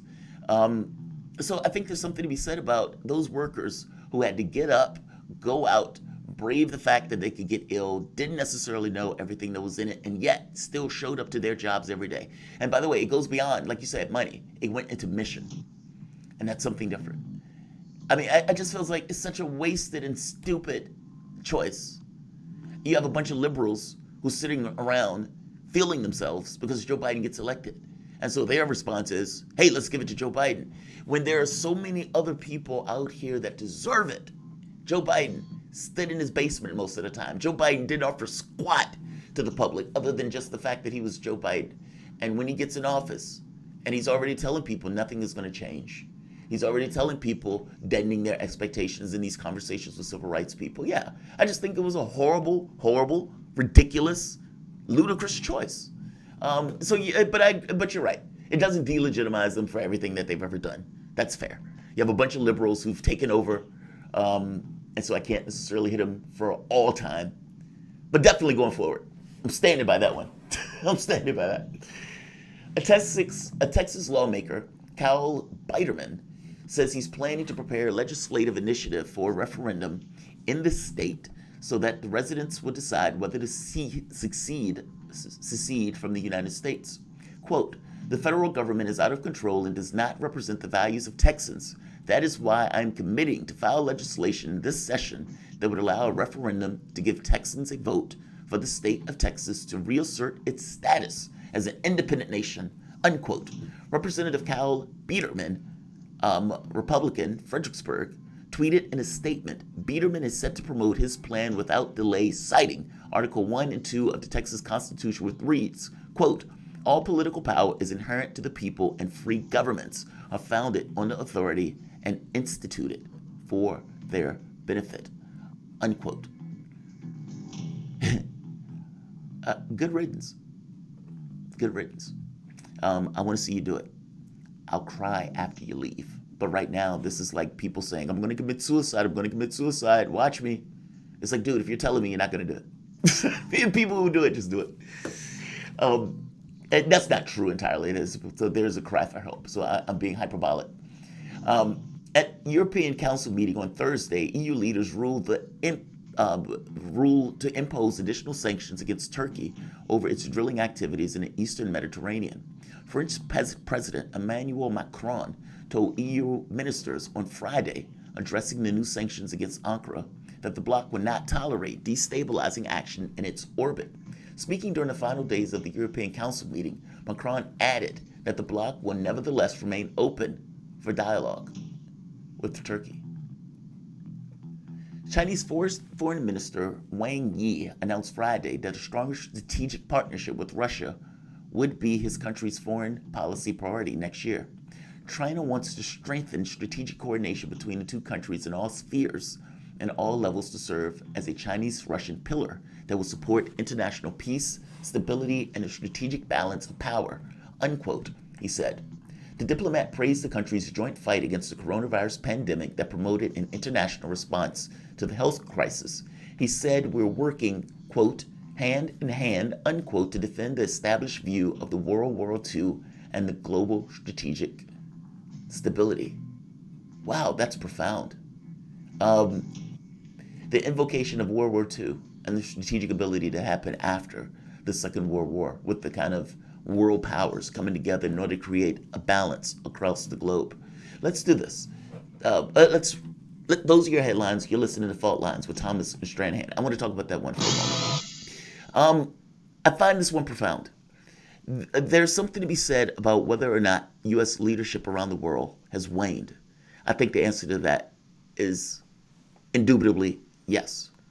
You have the ascendancy of China, especially from the economic standpoint. You have the ascendancy of Russia from the standpoint of a global power, especially from a military standpoint. And you have this, I guess, meeting of the minds that seems to be the most natural thing in the world to push back against what they would consider a U.S. government that is basically out of control and is unreliable. It's just very interesting to see this strategic partnership forming. And in some degree, you could say that we push them into each other's arms. What do you think about it, Shane? Yes, I can't help but agree. There's one other side. I mean, obviously, they had a pre-existing trade relationship, longstanding relationship of a couple of kinds, not to mention the Soviet background. Although, of course, that's more complicated. But yeah, no, we did push them into each other's arms. And frankly, more global cooperation, whatever the kind, is good, particularly when it's not supporting some other party's empire, as was the case with so much of NATO and even some of the EU and other states around the world. So yeah, this is in some sense probably going to define the tectonic plates of the 21st century's diplomatic landscape. Those shifting alliances and sort of shifting more or less formal, agreements. Yeah, we'll see where this goes, but this is a big deal. This is a natural outgrowth of the trends that have been happening over the last decade, at least. Yeah. Anyway, we got to close this one out. We'll be back taking calls on the other side of this break. You guys are listening to Fault Lines, and you could be talking with us too. 202-521-1320 is the number. Anyway, Fault Lines with Thomas and Stranahan. We will be back in just a minute. Fault Lines. Want to talk? Get in touch with us at radio@sputniknews.com. Shooting from the lip. We're taking no prisoners here. Real opinions for real people. Where we bring you people with controversial views, and instead of trying to cash them out, we actually let them expand on their views. What's going on in British politics, European politics, and indeed in world politics as well. And wherever you are, whether you're a UKIP supporter, a Tory or Labour, everything is in turmoil. John Gaunt. Shooting from the lip.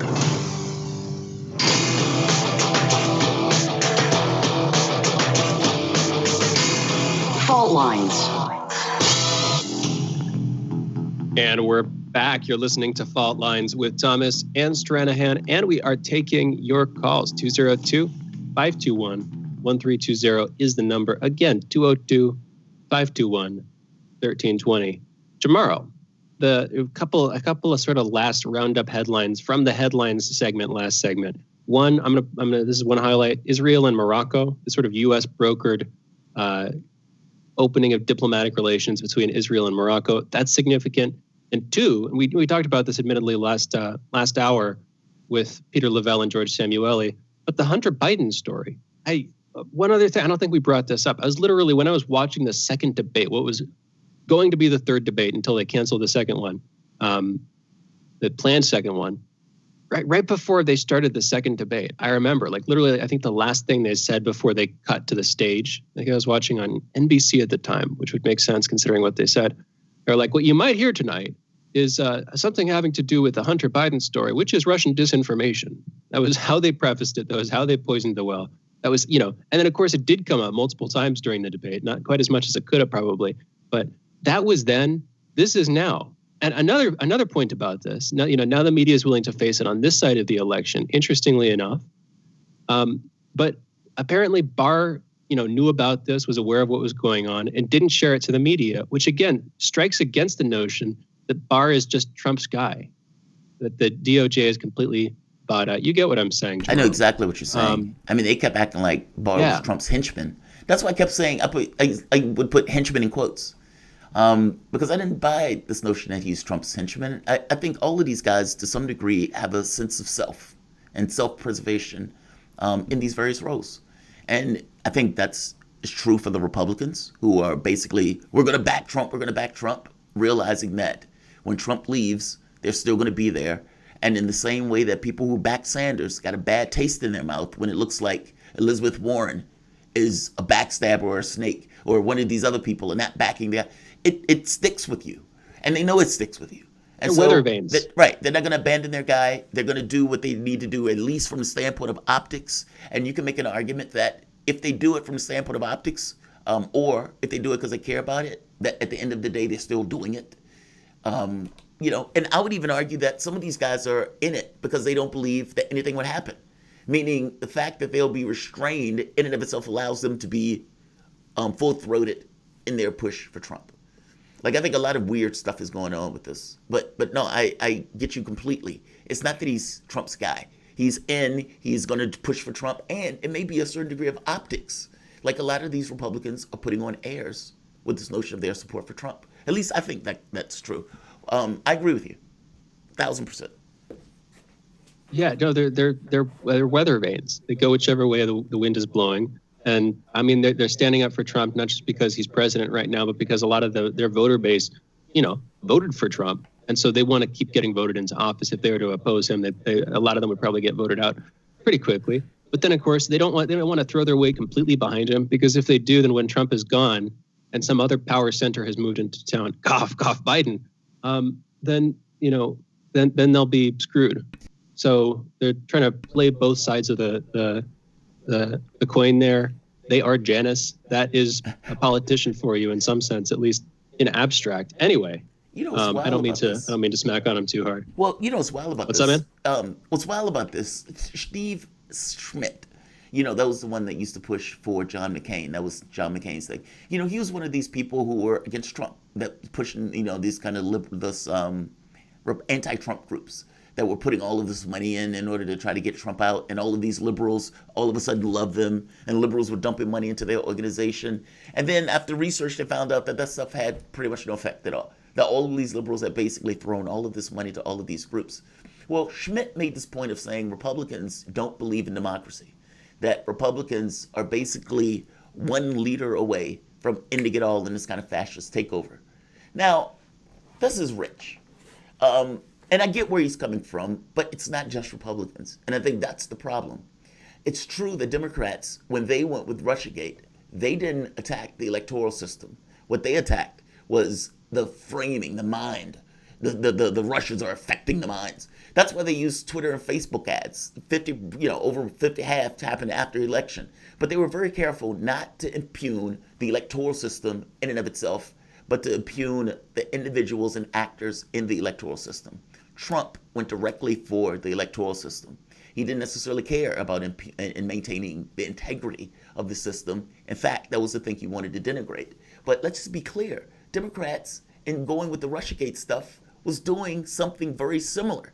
Just because it wasn't specifically at the electoral system in and of itself from the standpoint of the mechanics of it, you still were basically saying the election was hacked. And for all of these years that there was fraud and everything was wrong. And then Trump gets in, Trump calls for fraud. You say, there's no way. It's impossible. This election was perfect. It's like, come on, dog. You can't have it both ways. And it seems like on some level, I get where Schmidt is coming from, but on some level, no, it's both.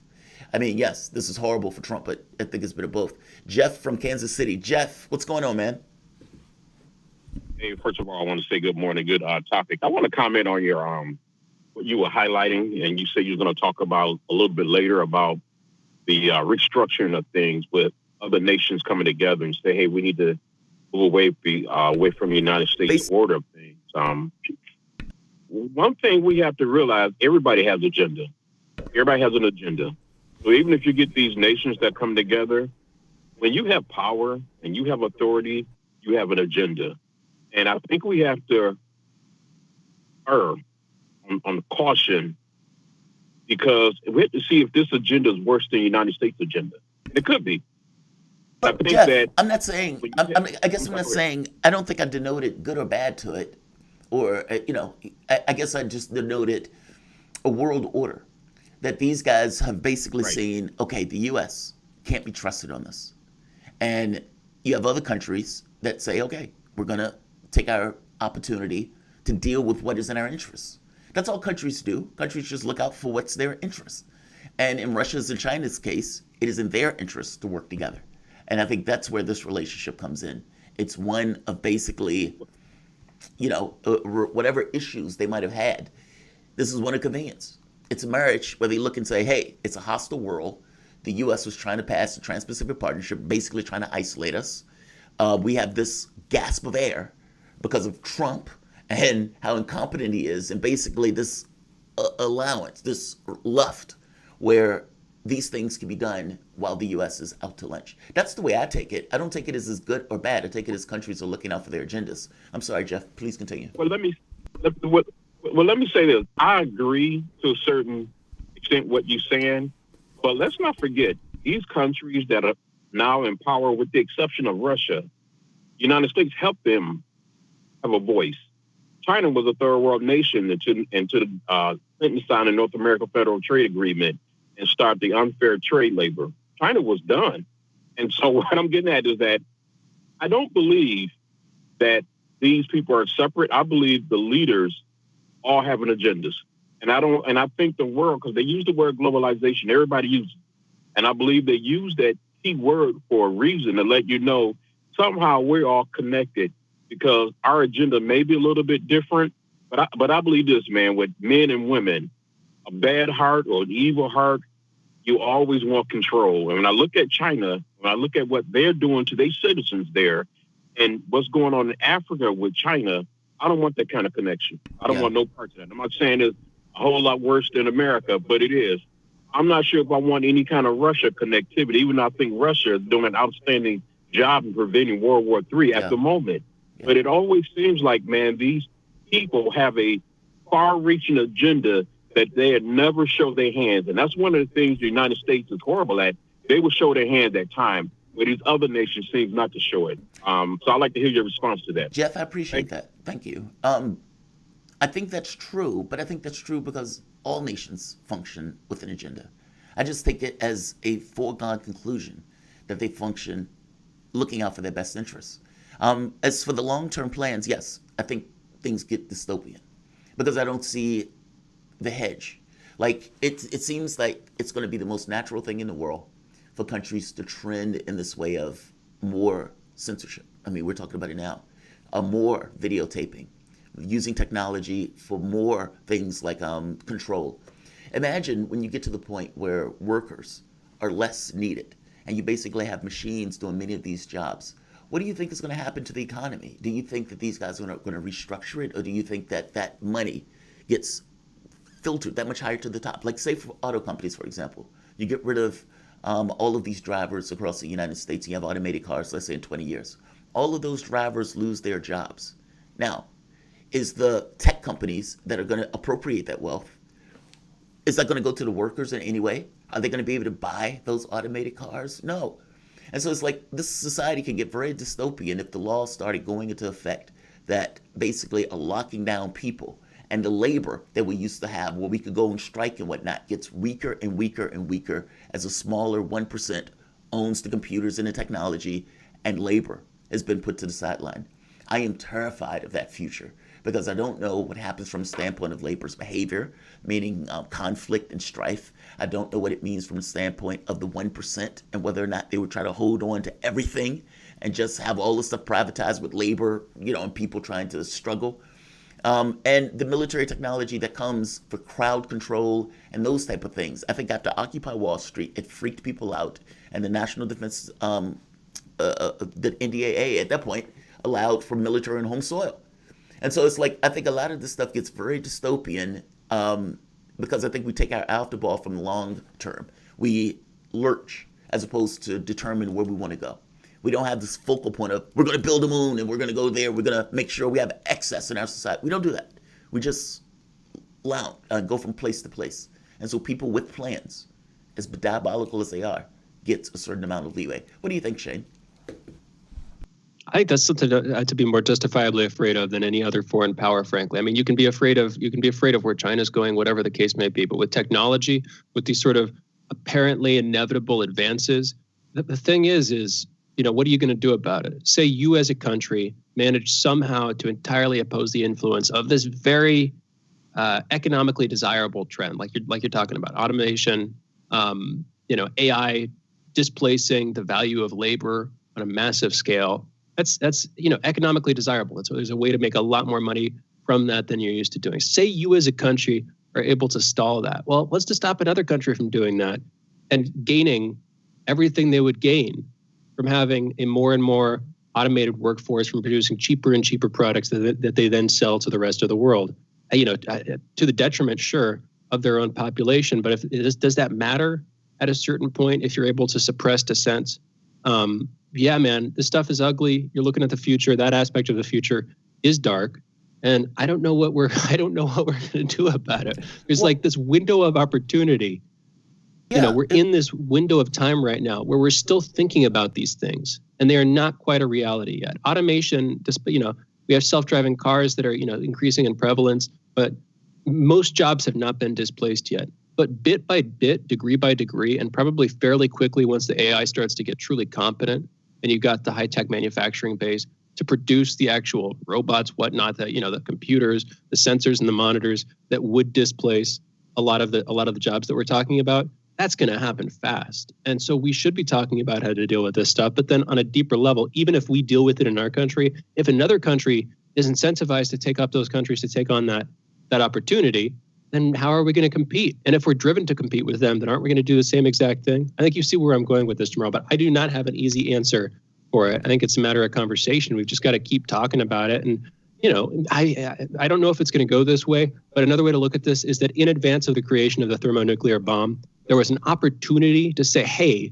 this is coming on a global scale. Let's coordinate so that we don't, get into this whole game theoretic monster thing that we're now living in. We've been living in for almost a century at this point, for 70, 80 years at this point.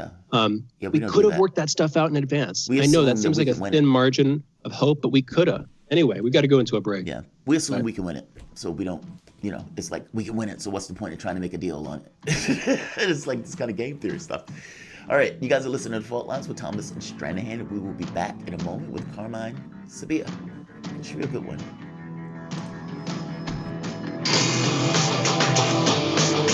Fault Lines. We are above all the latest developments, and we don't take any sides. Radio Sputnik, telling the untold. By Any Means Necessary is your guide to the movement and efforts shaping the world around us, from mass incarceration. No longer am I interested in or concerned with prison reform. I am interested only in the eradication of prisons. To the battle between police and water protectors. It was a pretty punishing disregard for the sanctity of human life, that unleashing water cannons on peaceful, prayerful water protectors. From efforts to protect the environment. The climate movement is ready to, with plenty of opposition research and force and strength, along with, the right of both science and morality, to fight them on this. To the movement for Black Lives. When I first saw the Michael Brown video, and I saw that it clearly contradicted the narrative put forth by the Ferguson Police Department and by police supporters in general, 3 words came to mind: color me shocked. Stay tuned to By Any Means Necessary, 5 days a week here on Radio Sputnik.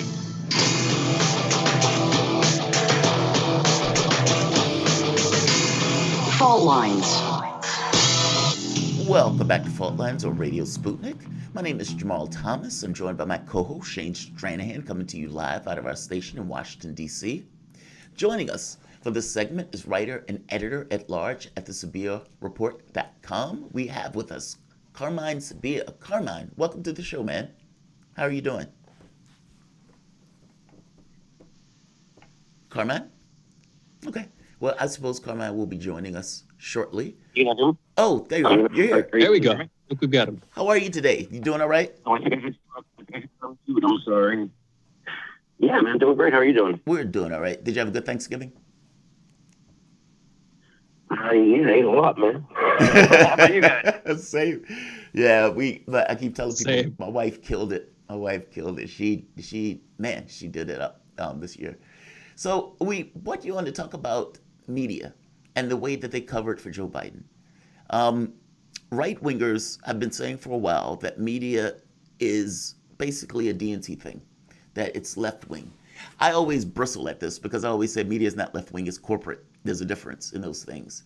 That just because it's not racist and focuses on like interdisciplinary or intersectionality, this notion of race, and they raise races working together and everything else. Just because they do that doesn't necessarily make them progressive or make them lefties. I mean, that's like saying somebody who's against rape is somehow progressive because they're against rape. No, they're against rape just as a normal hegemonic point of view. And so ascribing it to a particular political designation, when basically from a hegemonic standpoint, its norm gets a little weird. So I understand why right-wingers say it, but I often go with the notion that it's corporate media. And to make just one last point with this, you guys have a point. The Hunter Biden story, we covered this, when it was happening. They pretended it didn't exist. Social media basically censored that story and would go after people when people would bring that up. Mainstream media, like Shane said, poisoned the well right off the bat, acting as if nothing to see here, folks. There's nothing to see here, folks. And then you find out there's a probe about Hunter Biden and that the information that was in it sounds right. Because it makes all the sense in the world that Biden would talk to his son, considering that Biden was a viceroy of the Ukraine while his son was working at one of the corrupt companies in the Ukraine, making all sorts of money. The only reason he would do it is for political influence. And so when the documents come up about political influence, and then the media immediately says there's nothing to see here, there's nothing to see here, and then you find out, no, there is something to see here, which means social media basically scrubbed a story that was legitimate, mainstream media scrubbed a story that was legitimate, and now you're finding out that the story, there's legs to it, but you find out after the election. What do you think about it, Carmine? Are all of these people in collusion? Whether that collusion is all of us in a smoke-filled room, or whether it's everybody is just taking the same signal that we hate Trump, we need to get rid of Trump, we need to do what we can to protect Biden. So I said this during the election, and I said this to a lot of Democrats. I said, you guys don't get it. It's happening to you. It's happening to us right now, so you don't see it.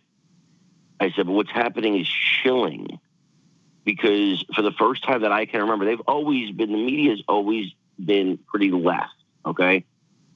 But never, ever has there been a situation like happened this year where the media actually said, we're going to actively campaign. We're going to actively try to use our influence to skew the election. And when you couple that with Silicon Valley doing the same thing, you have a recipe for, honestly, I don't want to overstate this, but you have the recipe for what is the end of our experiment here in America.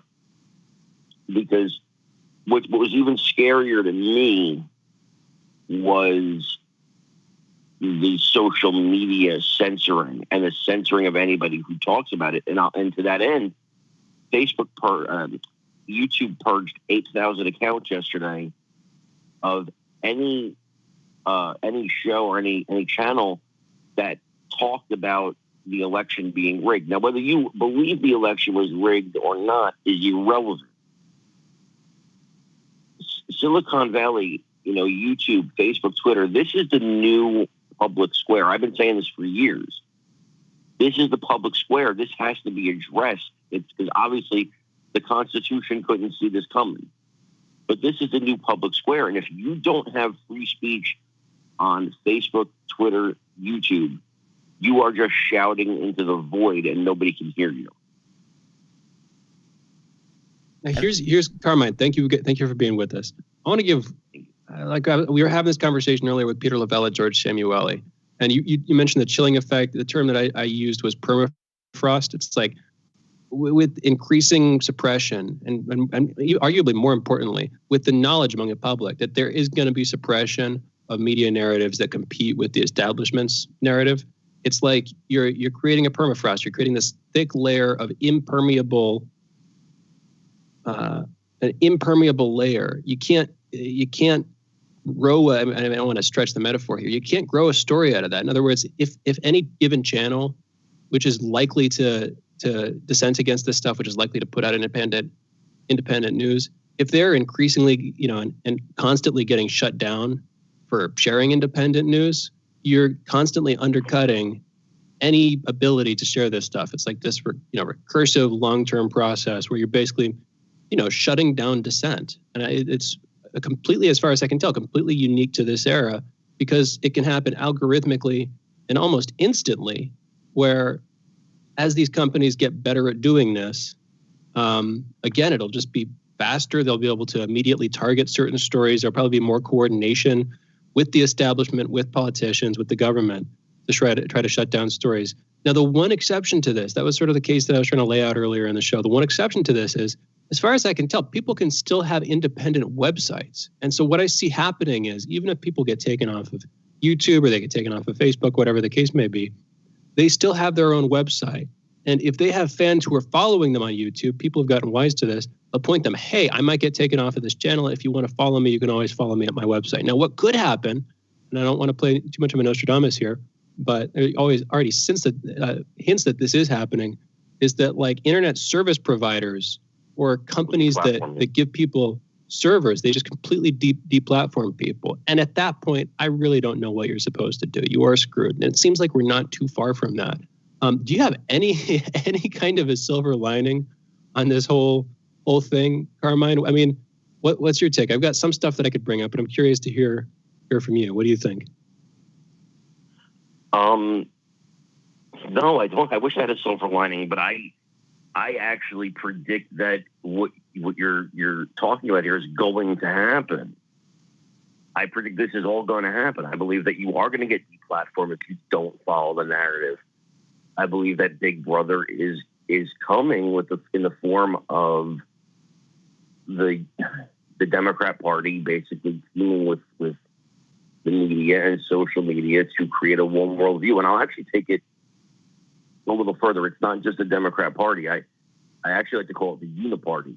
Will be teaming with the corporate media and social media and say, no, this is the narrative that we will allow. And the Uniparty, of course, is the establishment of the Democrat Party and the Republican Party. And I think more and more you'll actually see a freeze out of ideas that I disagree with that come from, the Bernie Sanders West, right? And you'll see a freeze out of the right. And you're just going to have that milquetoast middle that just wants the ship to not get rocked and everything to stay status quo. And that's going to be the only narrative you're going to be allowed to hear. And this is not going to happen overnight. But hell, we took giant steps towards it this year. Giant steps. And it's not going to happen over a very long period of time. It's going to happen relatively quickly. And Big Brother is real. It's real. And I always hated when people said it because I'm not really a conspiracy guy. But it's real, man. I mean, and it's a combination of the government, the establishment, along with these media organizations. So while the government doesn't outright control them, it kind of controls them, if you get what I'm saying. No, I get exactly what you're saying. I also get what you're saying with the public square thing. That one is tricky because they are a public square. And it's basically we have a corporate public square, which means by definition we don't own it. And the laws that are around it are so hazy in regards to discerning, leeway, what we can say, how we can say it, the rights of the companies to pull down certain information because they are private entities. By the same token, this distinction between a platform versus a publisher, that in and of itself becomes a subjective point of contention. And because of that, it creates all of these problems in dealing with it. I also think there's something else a little bit more core here about it that I think we're kind of dancing around. I think it's fair to say that any government, all governments, have to manage public opinion. And they do this through propaganda. Now, whether the propaganda is true or not, it still could be propaganda. I mean, Starfleet, it's cosmopolitanism, love your neighbor and everything else, but that's still propaganda in order to get people into that mindset. People can be attuned to all sorts of mindsets. This is just one within the context of those things. And so the government manages public opinion. The catch becomes, how much does a government manage public opinion? And is it managing it in a way where reality itself is being tarnished for that government to persist as is? And I think the problem is, to some degree, that's where we are. Both political parties. Both. And so you have this kind of weird situation where the government is trying to manage public opinion. The government goes too far in managing public opinion. Is it possible that this problem was always there? That what we're hitting our head on is just social media, and that social media didn't create the problem, it's just elucidating it. And let's do this. Let's take a break, and I'm going to bring you back so you can answer. And just think about it for a moment. Is the problem that the problem was always there?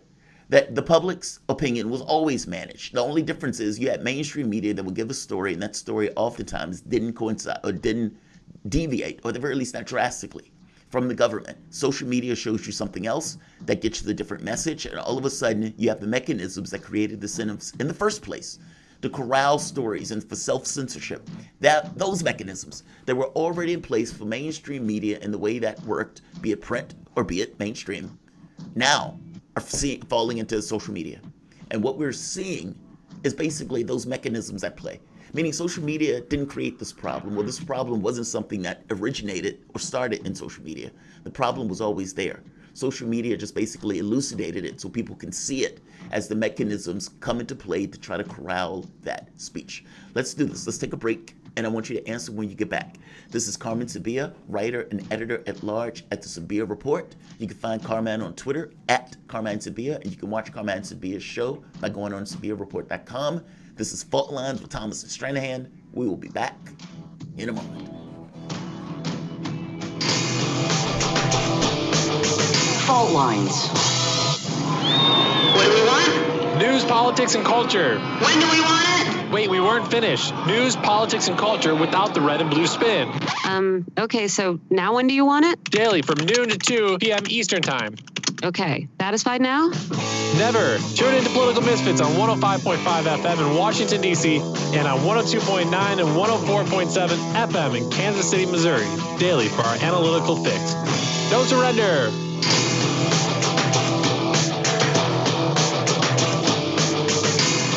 Fault Lines. Welcome back to Fault Lines. And we're back. Go for it, bro. No. I'm sorry, Shane. I was just going to bring it back in. Welcome back to Fault Lines. You guys are listening to Fault Lines with Thomas and Stranahan. Joining us is Carmine Sabia, writer and editor at large at SabiaReport.com. Carmine, I just wanted you to answer the question. That's all. Is it a problem that was always there? That what we're just seeing now is just kind of the mechanisms that were always at play that corralled and contained media, that gave them this kind of either self-censorship or censorship in general, that these mechanisms are now starting to seep their way into our social media. And what we're seeing here is something that was always there. It's just now being asserted in this media space. Is that true? Meaning, this problem was always here. We're just now seeing it. Yes. The government has always used the media as a way to disseminate propaganda. A couple of examples, the Gulf of Tonkin is a huge example of this. The CIA coining the phrase conspiracy theorist to anyone who had a different version of the Kennedy assassination than they did, and then having the media disseminate that phrase are examples of what the government has done over time with the media to create a narrative that basically says, you believe what we tell you. And there's more recent examples as well. We'd be here all day. But in a point, yes. The thing is that it's growing. They didn't have that stranglehold on the narrative that they actually have now. They didn't have the stranglehold of the media saying, okay, we're going to actually play along with you and we're going to do what you want us to do. Nixon wished he had that, They didn't always have that. They have it today. And I would posit this to you as well, and taking Nixon into account and taking Trump into account, that you would never see those things happen to a Democrat president. So there is a one-sidedness to this, because, the things that Bill Clinton did and that whole investigation, Clinton should have been the first president removed from office. And because they didn't have the media help with it, and the media actually actively worked to restore Clinton's image and help him repair his image, that's why you didn't get the votes for impeachment. Had the media done to Clinton what the media did to Nixon, you would have had Clinton removed. Had the media done for Nixon what they did for Clinton, Nixon wouldn't have had to resign. Public public perception plays a large role in this. And if you can shape that public perception and the left has the stranglehold on this, then you get the result you want, generally speaking. Unfortunately, and I'm here to tell you, and you know, I always say controversial things on this show, and I thank you for having me back because I say controversial things and you keep having me back. But here's the truth, and it's uncomfortable and people might not want to hear it, but people, the general people, even people in the audience listening right now, people are easily led. If you're only presented one narrative, okay, it's easy to not do your own research. I've fallen victim to this. We probably have all fallen victim to this. Well, you know, they say this, and this, and it sounds right. And, you know, why look for something where there isn't something? And people generally just believe what they're. If you turn on Channel 4 and Channel 2 and Channel 7, and they're all saying the same thing, it's probably true. That's the mindset. And that's how it works. And that's how easy it is to pull the wool over the eyes of hundreds of millions of people. You know what, Carmine? We prefer having boring guests. So, you know, you say controversial stuff. We're considering keeping you on. No, I'm just kidding. I mean, okay, I want to come back to what you were just saying because I've got some stuff on that. But you're talking about how Republicans consistently seem to get ahead. I don't know, man. You go a couple presidencies back from Nixon. Look at JFK. I don't know where you stand on this stuff, but a CIA was very much aware of Oswald at the very least.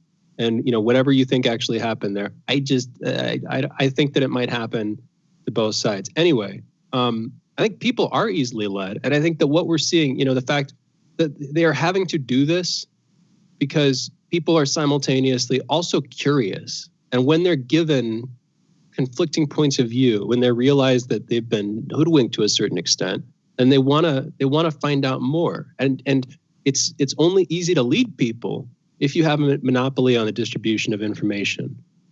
And that's what we see. That's what we see them going for here, is continuing to try to monopolize who gets to say what and how they're allowed to say it and to whom. I want to come back to this sort of general point. I've got two reasons that I might have cause to be optimistic. One, it seems like trust for the media is a one-way flow. People do not, as far as I can tell, I don't know a single person who over time has come to trust the establishment media more. I do know a lot of people who have come to trust the establishment media less. In other words, just looking at it from a sort of population demographic perspective, it seems like the level of incredulity is rising over time. And that gives me some reason for confidence. You know, that's not on its own. That's not enough to do good, because if you doubt what they're saying, but you don't have any way to prove them wrong, you don't have any way to figure out what's right, that's not necessarily better than just blindly believing them. You know, you might just sort of detach into cynicism. You might just disengage, and that doesn't create political change. But this is where number two might come in. In the same way that we were criticizing China for implementing their firewall, like the great firewall is what we called it, creating this sort of siloed digital space, I can already see something similar happening on a global scale. Where you're talking earlier about globalization. One way in which it does not seem like we're globalizing as time goes on, or at least there's significant trends to the contrary, is with our digital space and with the ownership, the rights, the privileges of internet companies and of internet publications more generally. Or what I can see happening, it's like I've been calling this digital nationalism, something like that. What I can see happening over time is the different larger political blocs developing their own competing information spaces. And some are going to be more free, some are going to be less free. It seems like we're drifting towards less freedom. But if you can manage to if you can play an arbitrage game where you can see what each side is saying or see what multiple sides are saying, you know, it's like the blind man and the elephant. That gives you a more objective perspective, and that the existence of those different blocks, the existence of those different perspectives, while they're not going to be comprehensive of the truth, they're not going to give you, you know, 100% of the information. They'll at least give you a lot more than just what one side is saying. And I think that there will be ways for people to flip back and forth between each of those sides. I think there will be ways for people to learn what the different parties are saying. I don't know. When you put those two together, what I can see people doing is actually getting access to the information. Now, will they be able to share it at home?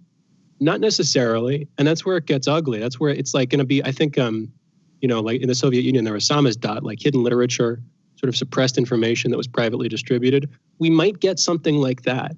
Whether it's, if the ISPs or the companies that sell people servers, if they start blocking individual websites, you might get private newsletters, and then it's one step back to the mail companies blocking it, and pretty soon we're back to like printing presses. And I don't know that that's desirable or feasible or whatever. I don't know how it's going to go, but I do think there will always be ways. I mean, does that give you any hope? Is there anything in there that strikes you, Carmine? What's your opinion? It's that's something to hold on to, I guess. I mean, I don't see people, they may mistrust the media, but I don't see people actively trying to do anything about it, to find alternatives. People are generally lazy. I mean, that's the truth. I mean, I would love to tell you something else. I would love to tell you that that's not true, that there's going to be this awakening. And Carmine, is it that people are lazy, or is it that they spend their energies, mental and physical, working all day? And after spending 8 hours or 10 hours, depending on whether you work 1 or 2 jobs, when you're worried about your kid or putting the energies into that, when you have all these energies that you put into your family members, and at the end of it, what do you do at that last point? I'm telling you, my wife checks out. I have this thing in my head where I always feel like you should be doing something, so it kind of just drives you forward. It's hard for me to just sit down and not do anything because I feel like I'm guilty. But I think people are tired. And I guess that's the difference between being lazy and being tired. I mean, I don't like this notion of just of hitting people like that because of everything that goes on in their life. And one last point, Clinton. Bill Clinton was impeached by Republicans in a partisan hack job because he had a woman go down on him. Now, this went further than that, of course. Bill Clinton was lying about this, and Bill Clinton had relations with that woman. It went further than just, messing around and dingle in the White House. And Republicans went after him for it. It wasn't that the media was sympathetic. The public was sympathetic. The public looked at this as, this is ridiculous. Men cheat. And the fact that men cheat has nothing to do with what he does in that office. I mean, in grand contours. I mean, it's possible that Kennedy was telling secrets to some of the women he was messing around with. But that's not the same case as here. They went after Bill Clinton specifically for lying. And what it boiled down to, it started off with Whitewater, and then you end up with a presidential stain on the dress. And then it became about the stain. I mean, come on, Carmine. You know that wasn't an example of what we're talking about here. That wasn't the press hiding or protecting Clinton. That was basically the public being annoyed and disliking what the Republican Party did and conferring that dislike into Clinton's approval rating at like 70% when he left office. What do you think about that? My pushback, is that legit?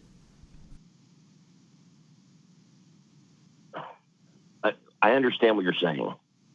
What I'm saying to you is that almost any, if it was a Republican president, they'd be gone. You know what I'm saying? If it was a Republican president, they would have been gone. The media helped him. The media helped craft a narrative that, and you're right about what it was. Don't misunderstand me. You are right, and I've always said that. But my point was that any other president, be they Republican, would have been gone given the same circumstances. Do you think that sentiment would have existed with President Trump? I'll tell you. Look up the Stormy Daniels case.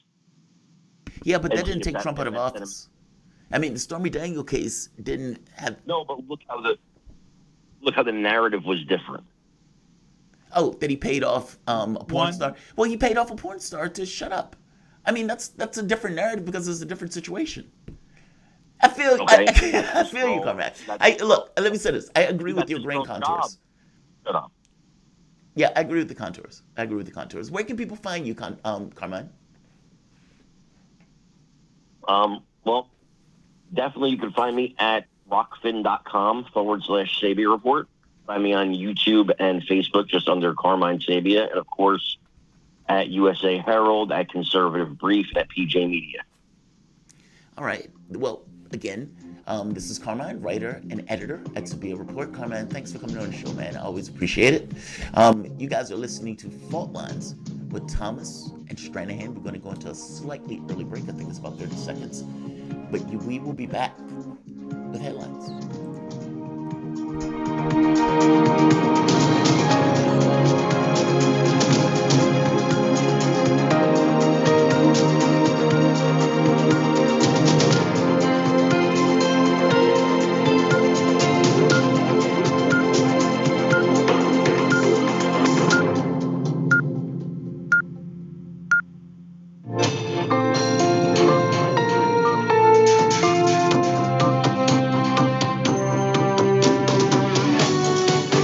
Listening to Radio Sputnik. Telling the untold.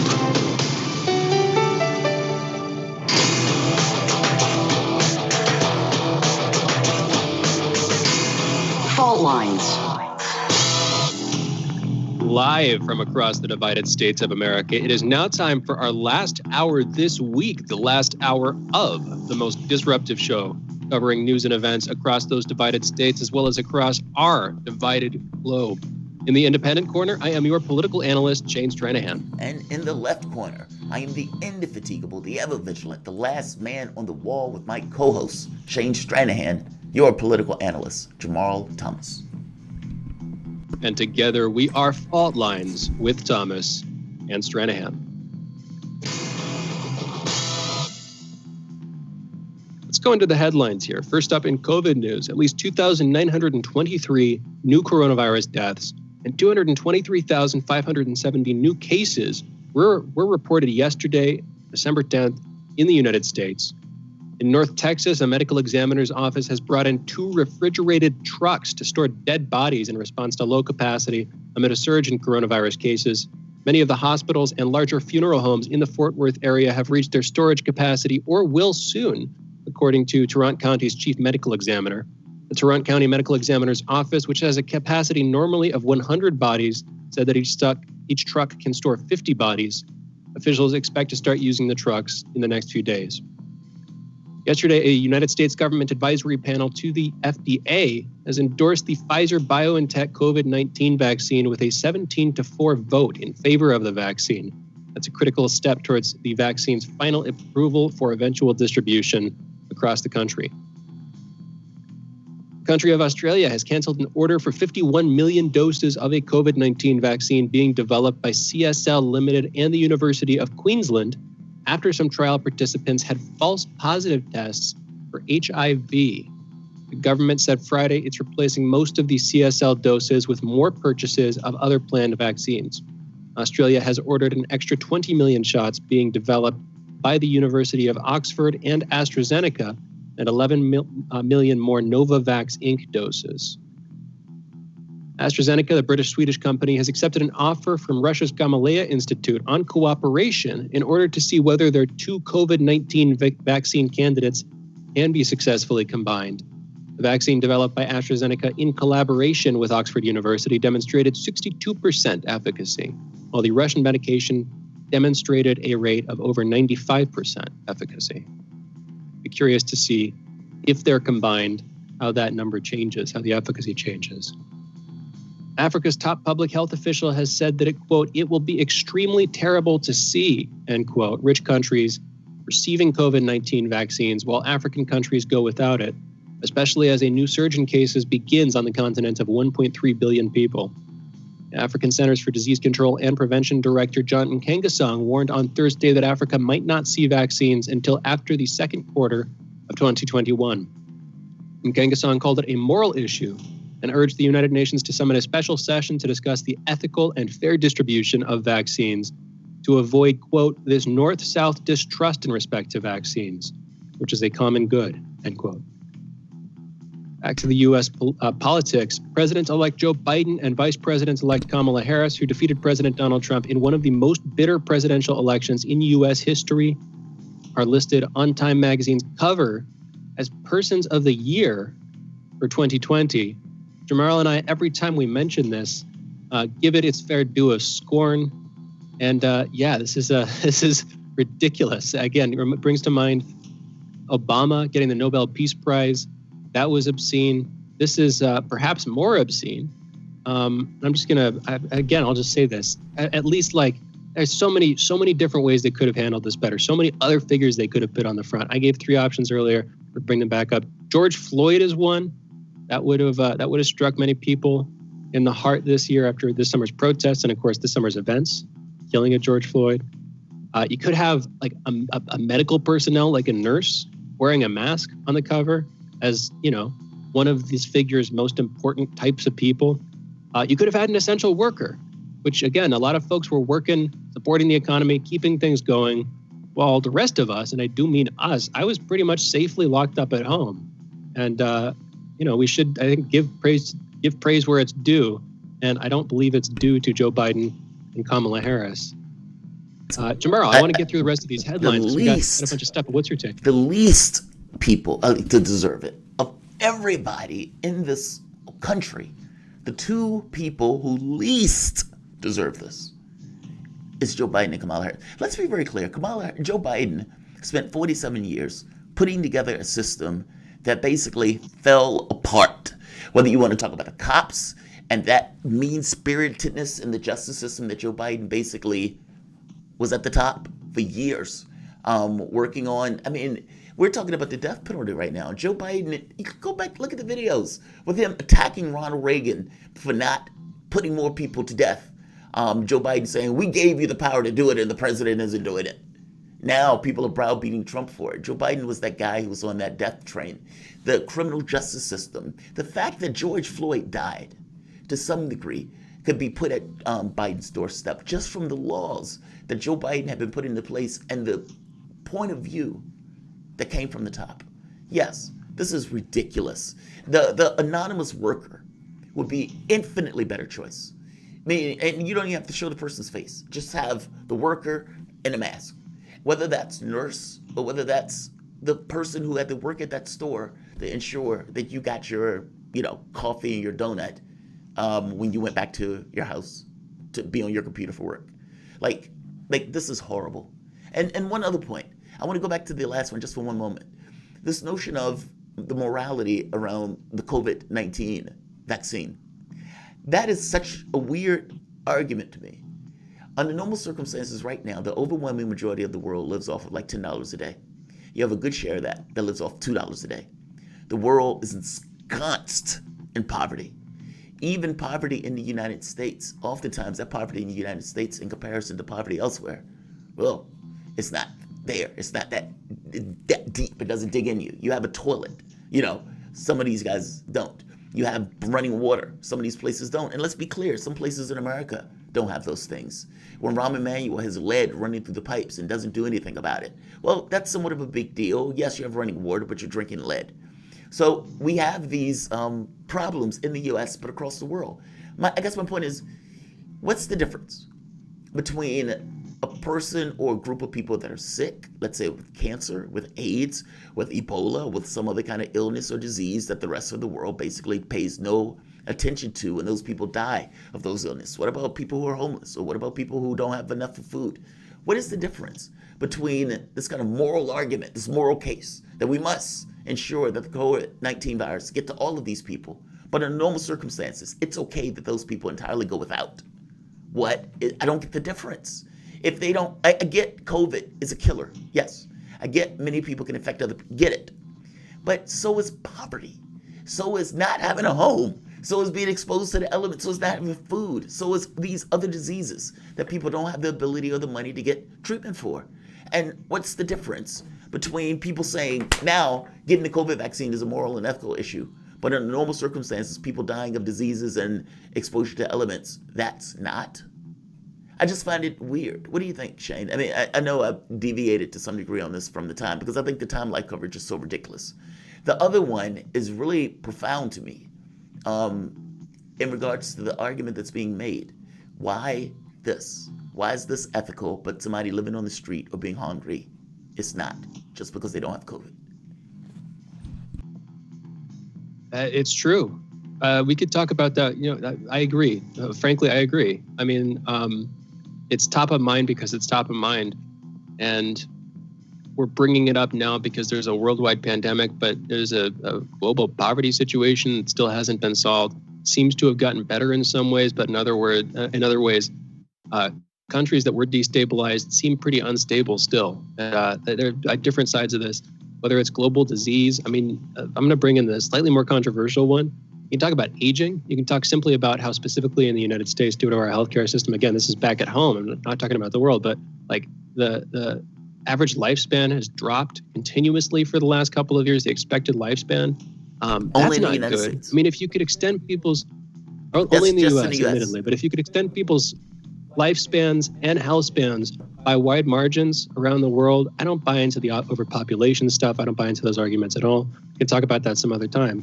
But particularly if you can extend their health spans as well, if you can give people longer, healthy lives, then there's a lot more to look forward to. You have more generations of contact.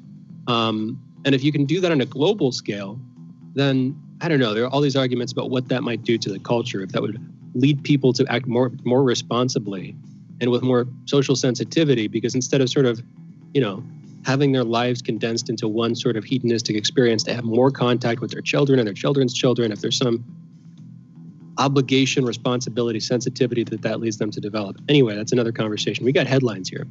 And admittedly, I took that off in my own little direction there. Maybe we can come back to it some other time. At a European Council meeting on Thursday, EU leaders ruled to impose additional sanctions against Turkey over its drilling activities in the Eastern Mediterranean. French President Emmanuel Macron told EU ministers Friday, addressing the new sanctions against Ankara, that the bloc will not tolerate destabilizing actions in its orbit.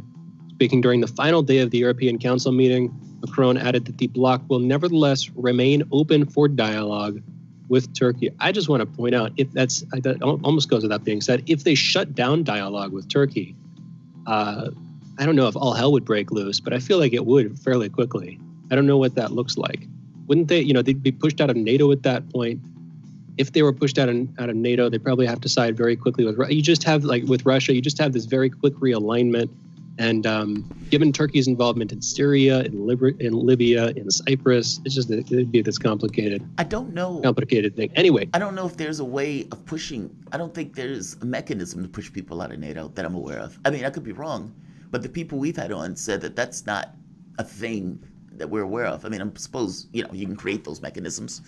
And it is weird for France to be like, we're not going to talk to you after that or something like that. Because at that point, it's like, you're right. If you don't have communication, why would they stop what they're doing anyway? Like, if you have real concerns about these guys, let's say drilling in this area, okay, you're talking to them, they don't agree with it, and you say, well, we're going to stop talking to you. Okay, they're not going to stop drilling. What are you going to do? How do you escalate?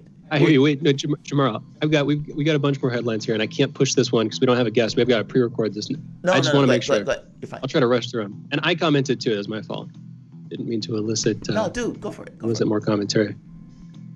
Chinese Foreign Minister Wang Yi announced Friday that a stronger strategic partnership with Russia would be his country's foreign policy priority next year. China wants to strengthen, I'm quoting here, strengthen strategic coordination between the two countries in all spheres and at all levels to serve as a Chinese-Russian pillar that will support international peace, stability, and a strategic balance of power, end quote. Again, that's Chinese Foreign Minister Wang Yi saying that. The diplomat praised the country's joint fight against the coronavirus pandemic that promoted an international response to the health crisis. He said they were working hand in hand to defend the established view of World War II and global strategic stability. Israel and Morocco agreed on Thursday to help normalize relations in a deal brokered with the help of the United States, making Morocco the fourth Arab country to set aside hostilities with Israel in the past 4 months. As part of the agreement, U.S. President Donald Trump agreed to recognize Morocco's sovereignty over the Western Sahara, where there has been a decades-old territorial dispute with Morocco pitted against the Algeria-backed Polisario Front, a breakaway movement that seeks to establish an independent state in the territory. Trump sealed the agreement in a phone call on Thursday with Morocco's King Mohammed VI. Morocco is the fourth country since August to strike a deal aimed at normalizing relations with Israel. The others were the United Arab Emirates, the UAE, Bahrain, and Sudan. 4 staff members of 2 international aid agencies were reportedly killed during last month's fighting in Ethiopia's troubled northern Tigray region.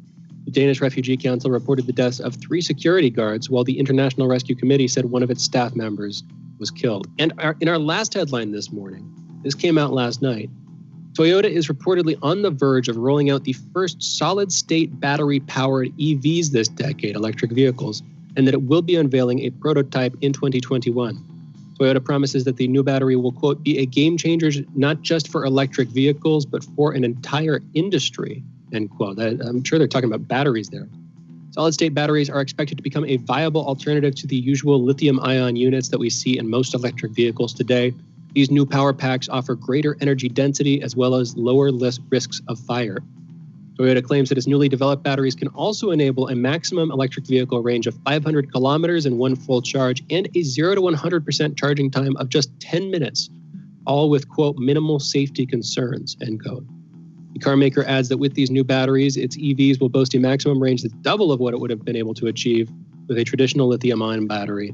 And this is achieved without legroom being compromised to accommodate a larger battery pack. Again, that's admittedly some of their marketing fluff at this point, and this is still early on. They're saying they'll just have a prototype ready this coming year. But if they can get those into production within the next couple of years, again, like they're saying, not only will that revolutionize the car industry, the electric vehicle industry, but as far as I can tell, the battery industry, where it will be one of the first solid-state batteries put into mass production. I don't know that much. I kind of want to get somebody on to talk about solid-state batteries soon. It doesn't have to be, too soon, but relatively soon. If this is happening, if those are moving into wider use, then you're going to need less lithium. That's thing one.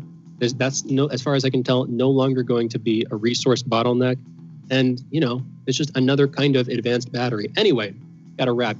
Those are headlines. You're listening to Fault Lines with Thomas and Stranahan. And we are going into a break, and we will be back on the other side of this break with our pre-recorded interview yesterday with Sham Sharma, political and cultural commentator, talking about the farmer strike in India. He has some controversial opinions here. We'll be back with him in just a minute on the other side of this break. Fault Lines. Catch all the breaking global, political, and economic news as it happens. Sputnik brings an all-star lineup with expert opinion from some of the biggest names in the news today. Noam Chomsky. Turkey, U.S. ally, their main goal is to attack the Kurds, the one ground force opposing ISIS. And there have been a kind of a funnel for support of ISIS, not officially, but in practice. Peter Sunde, co-founder of the Pirate Bay.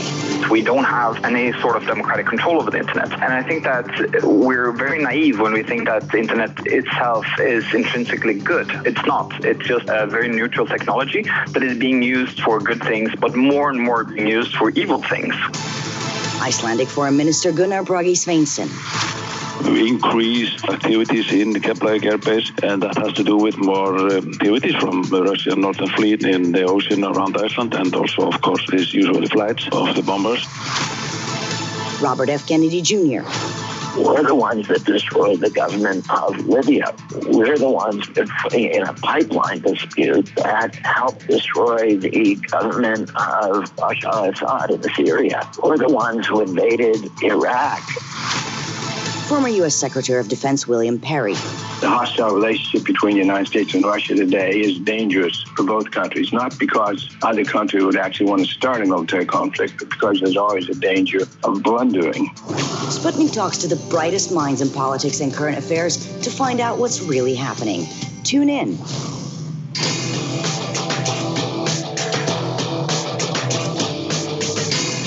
Fault Lines.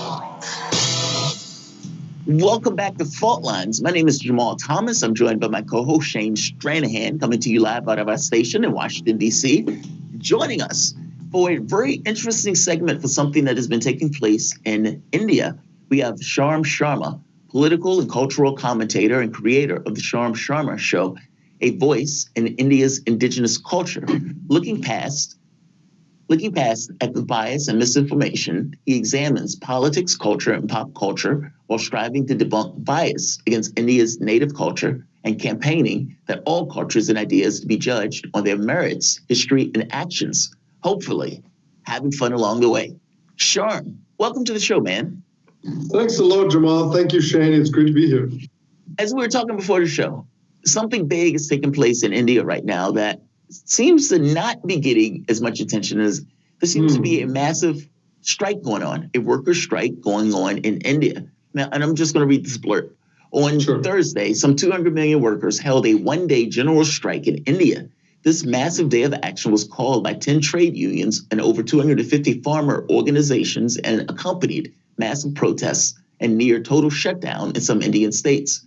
According to the call put out by unions, the general strike was organized against, quote, the anti-people, anti-worker, anti-national, and destructive policies of the BJP government led by Prime Minister Narendra Modi. Tell me how you really feel about him, right? So from your perspective, tell me what's going on in India. I mean, clearly there's a strike, and clearly it seems that there is a disagreement over some kind of law that is being pushed by Modi's government. So from your perspective, tell me what's going on. So I'm not entirely sure where the 250 million number is coming from, because essentially what is happening, to give a little bit of context to the story, the government has passed 3 laws, 3 ordinances basically. One of them is called the Farmers Produce Trade and Commerce Promotion and Facilitation Act 2020. The Farmers Empowerment and Protection Agreement on Price Assurance and Farm Services Bill 2020, and the Essential Commodities Amendment Act 2020. So these are the 3 laws that have been passed, and in response to the passing of these laws, predominantly the farmers of one Indian state called Punjab, those are predominantly the only farmers that are protesting. The rest of the country is not protesting. The rest of the farmers in the rest of the country are not protesting. So this is to give it context, a very small percentage of the Indian farmer population that is protesting. So I'm not entirely sure. Like, if you go and follow all of the news in India, you'll see that over 90% of the farmers that are involved in the protest are from this one small state of Punjab. So I'm not entirely sure where that number is coming from of 250 million people or nationwide protests. So just to give you context, that's where the protests are happening. And we can talk more about why the protests are happening in Punjab. That's very interesting. So let's actually get into that. It seems like these protests are predominantly surrounding 3 laws that passed Parliament back in September. Could you just briefly explain what those laws are? How they were being enforced, and the dynamic in terms of why there is this response in that region. Sure. So without getting too into the nitty-gritties of the laws, because like I said, I'm not an economist, I'm not an economic expert either, but I can give you a little bit of context as to what the situation was and why the government decided these laws were needed. So the situation in Punjab, which is why the protests are mostly focused around Punjab, is Punjab, during the Green Revolution in the 60s, when the government implemented, irrigation measures and better productivity measures to increase agricultural productivity in India, Punjab was one of the main beneficiaries of that Green Revolution that happened in India in the 60s. And Punjab sort of became the hub for production of like wheat and rice, and kind of turned into like a de facto bread bowl of India in that sense. And the government, to make sure that these, the produce of important crops like wheat and rice, which are very important staple crops in India, that those crops are protected, decided to offer a minimum support price, like a floor price that will be offered to farmers that are in Punjab that are producing wheat and rice, so that if the companies try to screw them, or if like there's some kind of glut in the market or something like that, that these farmers can still get some kind of basic price for their produce. But what happened as a result of that, farm incomes across the board in India have either stagnated or are falling, because the measures that were used by the farmers and the kind of crops that were produced by the farmers, particularly in Punjab, is sort of stagnated. There's only so much rice and wheat that, people can consume. And, the Indian population and companies, they're demanding different kinds of crops. They're demanding fruits, they're demanding maize, they're demanding like cash crops, dry fruits and stuff like that. And so looking at the stagnation of farmer incomes, looking at how the farm sector has sort of stagnated and incomes are even falling in certain areas, the government decided to implement these laws. Well, before I go forward with these laws, there's another aspect of Punjabi agriculture that in Punjab, you basically have if you're a farmer and you want to sell your produce, 99% of the time you go to if you're like a small, medium farmer, you go to these things called the APMCs, which are essentially they're called agricultural produce market committees. So you go to these places and you sell your produce. These are government organized marketplaces where you have these government agents that are buying and selling your produce, and the government agents get a cut of everything that the farmer sells. And so these APMCs had basically had a monopoly in Punjab for the longest time. And farmers essentially did not have any other option. If they did not want to sell to the APMCs, if they felt like they could get a better price elsewhere, they couldn't do it because that marketplace was just not available. And so in any situation when you have like a monopoly of either a company or a corporation or the government, there tend to be inefficiencies. And so the government decided, well, we want to provide the farmers some more options. And they decided, all right, we're going to pass these bills where private players, if the farmers want, they'll be able to sell to private players as well. And it would reduce the monopoly of the APMCs and of these government agents that are charging commissions and reducing the amount of money that these farmers are receiving. And so essentially that was the purpose behind the three bills, was to provide the farmers with options. Now, before I finish, this is not in any way the end all be all, right? This is just a start that the government has made in terms of providing farmers option and helping alleviate their problems. There are still a lot of structural issues that the government needs to solve as well in terms of infrastructure, internet connectivity so that they can keep connected to other marketplaces, cold storage and stuff like that. So this is just the start. The reason the farmers are protesting is because they have been told by these APMCs and these government agents that are very powerful in Punjab because they have a monopoly. They've been told that, well, if our monopoly goes away, then the minimum support price will go away. That means that companies will come in and they're going to drive the prices down and you're going to lose your farm, you're going to lose your livelihood. And so that's the fear that has been developed in the farmers, and that's why they're protesting. But in reality, the government has assured over and over again that the MSPs and the APMCs are not going anywhere. So it's a little bit of a battle of misinformation going on as well. So you don't think the farmers have anything to be concerned about? That you think that the farmers are being, let's say, misled, as opposed to the farmers coming to some real concern of their own about their own well-being? No, I definitely agree that farmers are genuinely concerned. There's been a bit of a attempt in certain circles in India to paint the entire farmers' protest as like anti-national and like evil and something like that.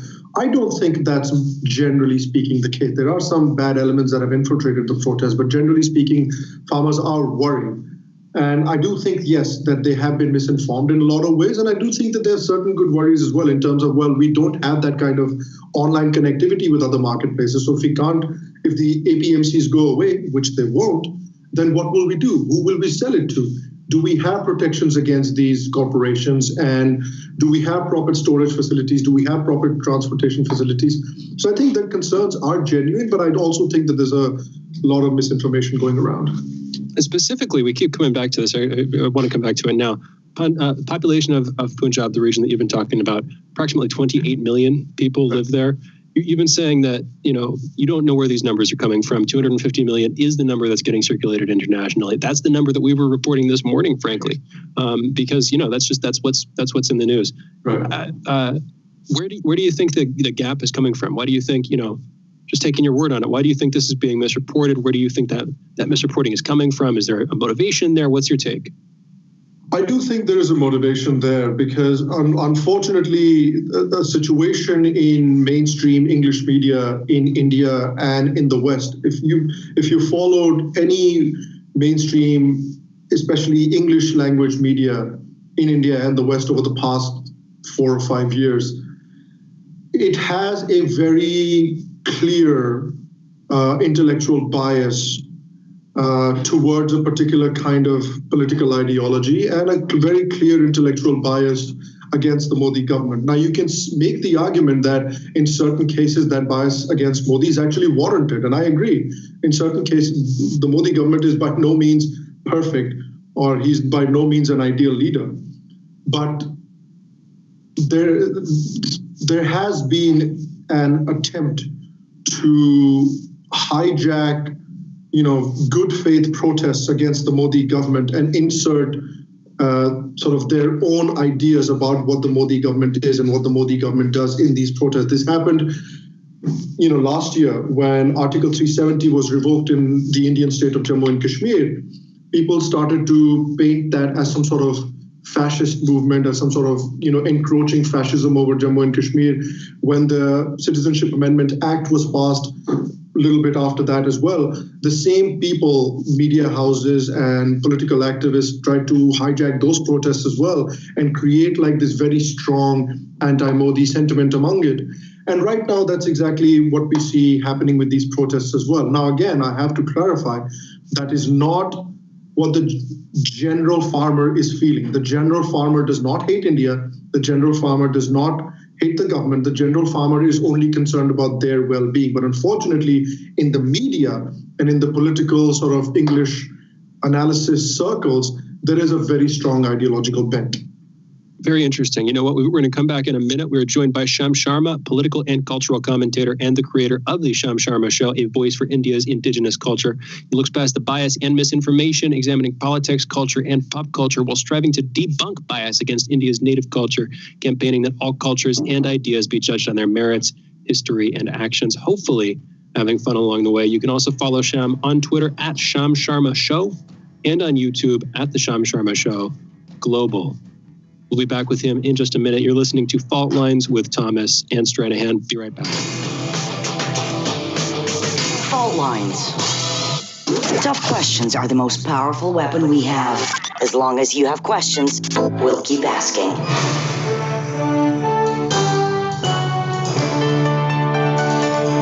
Radio Sputnik. Telling the untold. Stuck in traffic? No problem. Stay informed. Stay tuned to Radio Sputnik on 105.5 FM or 1390 AM in the Washington, D.C. area. Need more? Follow us on Facebook or check us out on SputnikNews.com.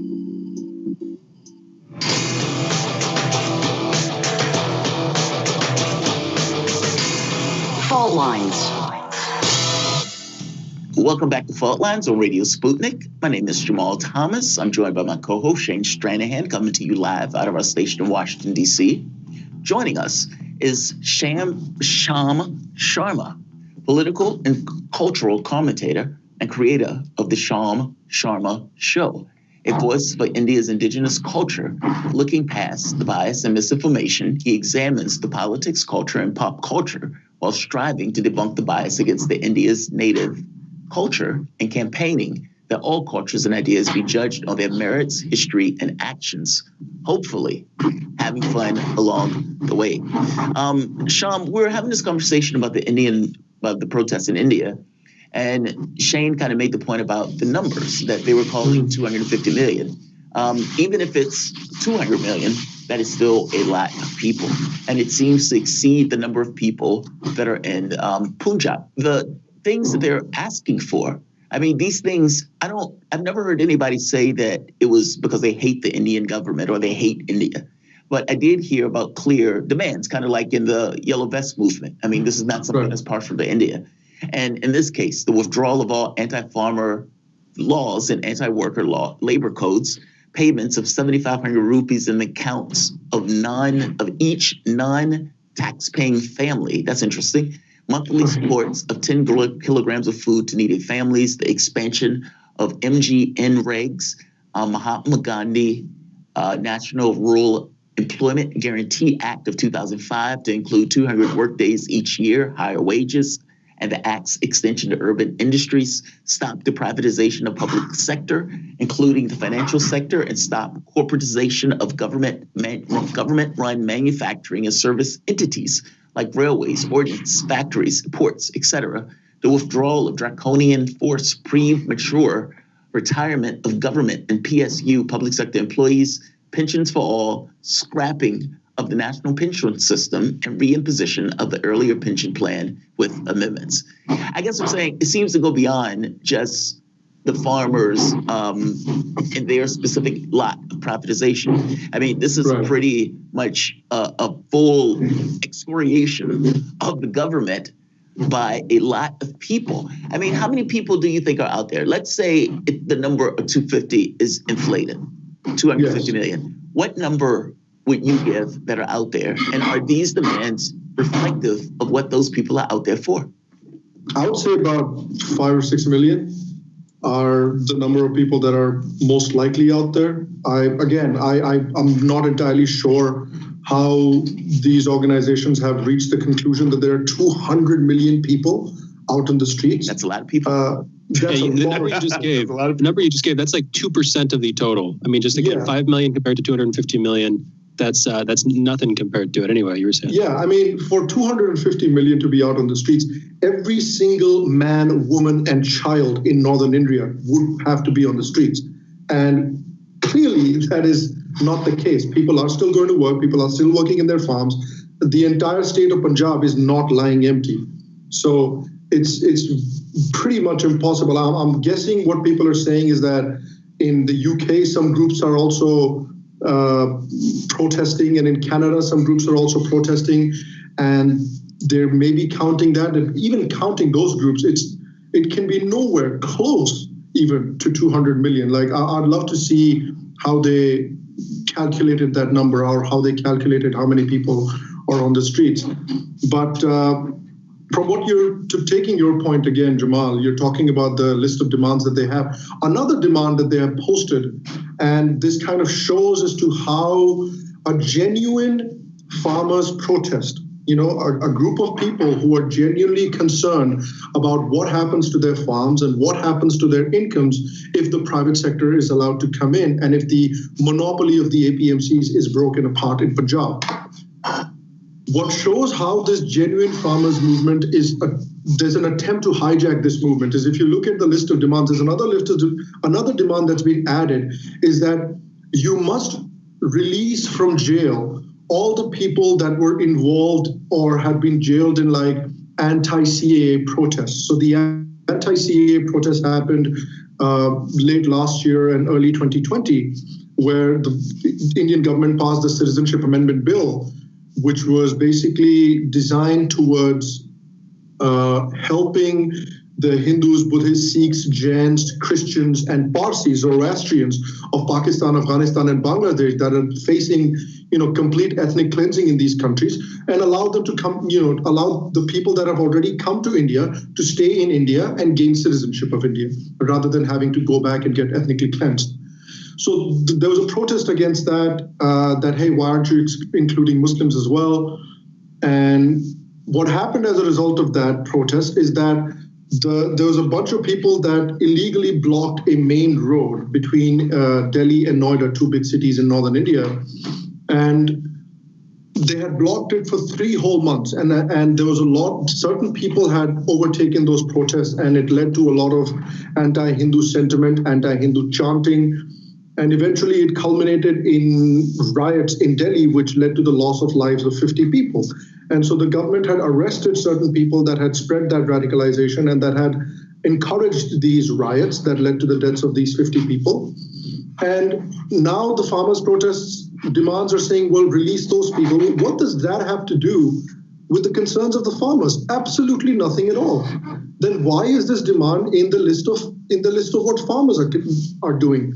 And I feel like that is the danger that we're in right now, is the attempt to hijack the farmers' protest and sort of dilute the farmers' protest, because the anti-CAA protest does not have a lot of support among the Indian people.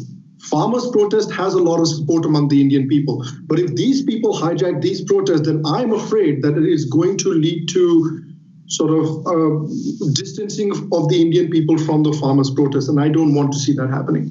You're saying that it would delegitimize the farmers' protest? It would, and I'm afraid that might happen because I empathize with the farmers myself.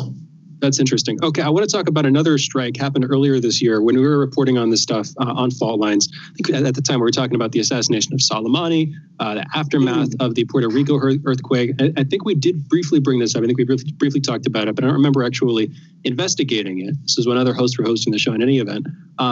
Earlier this year in January, from what I've read, a big strike organized by about 10 unions in January basically had to do with hundreds of thousands of workers apparently would have lost jobs if the government had gone ahead with the sale of certain companies. It would have been Air India, Bharat Petroleum Corporation, the Shipping Corporation of India, the Container Corporation of India. So from what you're describing, late last year, there's this protest over the anti-CA amendment, basically. Yes. Earlier this year, there was what by all accounts is a large strike. And now we're dealing with another strike, which, whether you take 250 million, 5 million people, that's still significant. It's obviously a huge gap between the two. So I'm not trying to say that, but still 5 million people, that's a large strike. What is going on? What do you see? Is there a through line between these strikes? I mean, and protests? It seems like you're saying there's sort of a general anti-Modi opposition movement going on. What is that where you would stop with that? Or is it generally sort of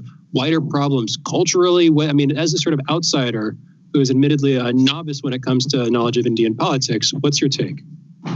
So I think in terms of like the protests against, the sale of PSUs and the sale of Air India and, government-run hotels and stuff like that, those aren't necessarily related to, anti-Modi sentiment or anything like that. Those are just people that are probably afraid that if the private sector is allowed to come into these sectors, then it might push these people out of a job, or it might, they might try to bring their own people in the name of efficiency or something like that.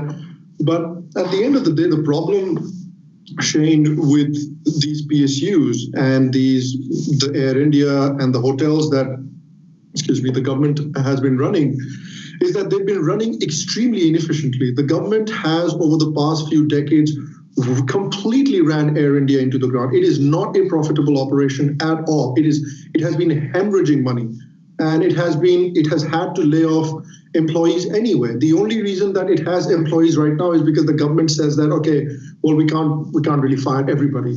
Same happened with the hotels as well. And then finally, the government had to sort of bite the bullet and be like, look, if we want to make the airline sector profitable, we're going to have to allow some private players to come in, because the government does not have the expertise in running airlines. The government does not have the expertise of running high hotels. So now the government has allowed some degree of privatization and private players to come into the airplane sector, into the hotel sector, and now these sectors are performing a lot better. The airline sector is still struggling, but the hotel sector is performing tons better than it was before. And there is always going to be a certain amount of pain and a certain amount of upheaval when you restructure industry completely. And it is going to lead to a loss of jobs for certain people. And I think people are rightly worried about that what happens in that transition period. In that transition period, will we be taken care of?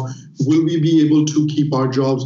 And after that transition, will we still have a job? Will, in the name of efficiency, new people will be brought in? Look, these are genuine concerns. These are genuine problems. So that's the one issue. The other issue with that is there is an attempt, like I said, of certain vested interests that have been very angry since Modi came to power, because these are people in like research institutions and within centers of power, within big media houses that have always had the patronage of the ruling government, of the governing, whichever party is in power.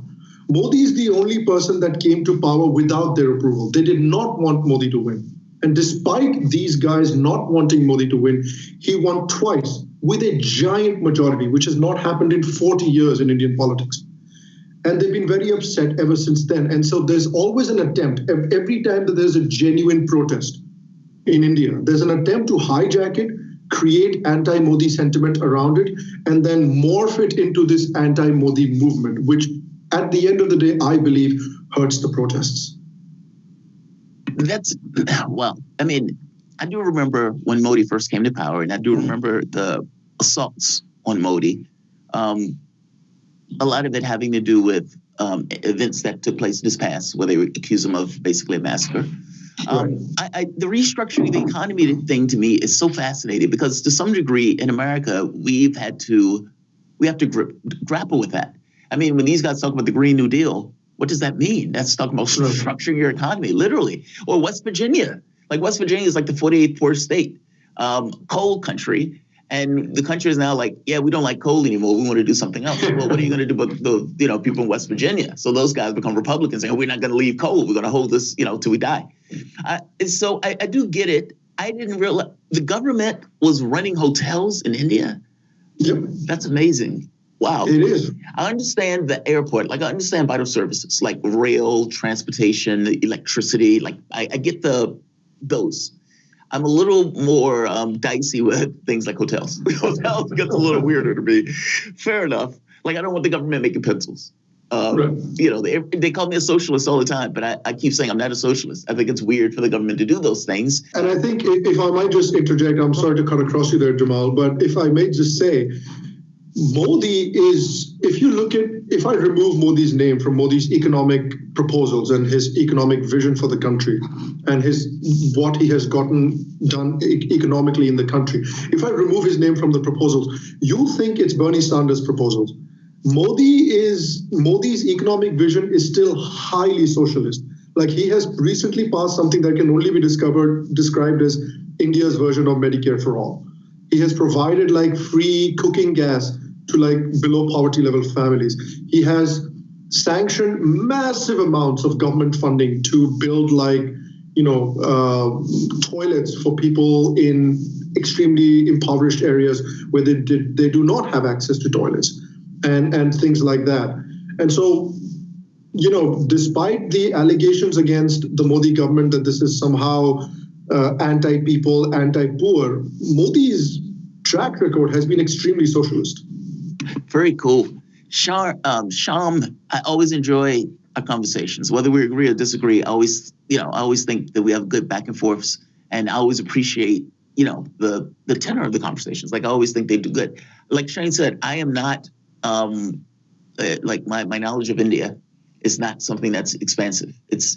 We don't necessarily entirely cover it entirely in the country like talking about. So when we get the opportunity to have conversations about it, I always jump on it. So I always appreciate you having to talk with me, man. Thank you, man. So this is Sham Sharma, political and cultural commentator and the creator of the Sham Sharma Show, a voice for India's indigenous culture, looking past the bias and misinformation. He examines cultures. Jesus Christ, I can't talk today. Looking past the bias and misinformation, he examines politics, culture, and pop culture while striving to debunk bias against India's native culture and campaigning that all cultures and ideas be judged by their merits, history, and their actions. Hopefully, having fun along the way. You can also find him on Twitter at ShamSharma, Sham Sharma Show, and YouTube at the Sham Sharma Show Global. You guys are listening to Fault Lines. This is Thomas and Stranahan. We'll be back in a moment. Fault Lines. Radio Sputnik. We speak your language. Find us at SputnikNews.com. In a media landscape filled with so-called journalists acting as stenographers for their billionaire bosses, there is a desperate need for news, analysis, and perspectives that buck the status quo and get to the heart of how domestic and international events impact you and me, as well as showing how we can get involved in the struggle to change that status quo. Check out By Any Means Necessary on Radio Sputnik, Monday through Friday from 2 to 4 p.m. Eastern to hear the stories and voices that mainstream media refuses to tell you. And join us as we connect the political, social, and economic movements shaping the world around us. That's By Any Means Necessary, Monday through Friday at 2 to 4 p.m. Eastern, right here on Radio Sputnik.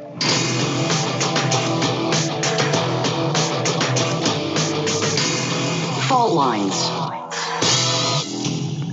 And we're back. You're listening to Fault Lines with Thomas and Stranahan, and we are taking your calls. The phone number is 202-521-1320 or 202-521-1320. And our phone lines are open for you to call in if you'd like to. We've got Tarif calling in from New Orleans. Tarif, you are on the line. What is on your mind?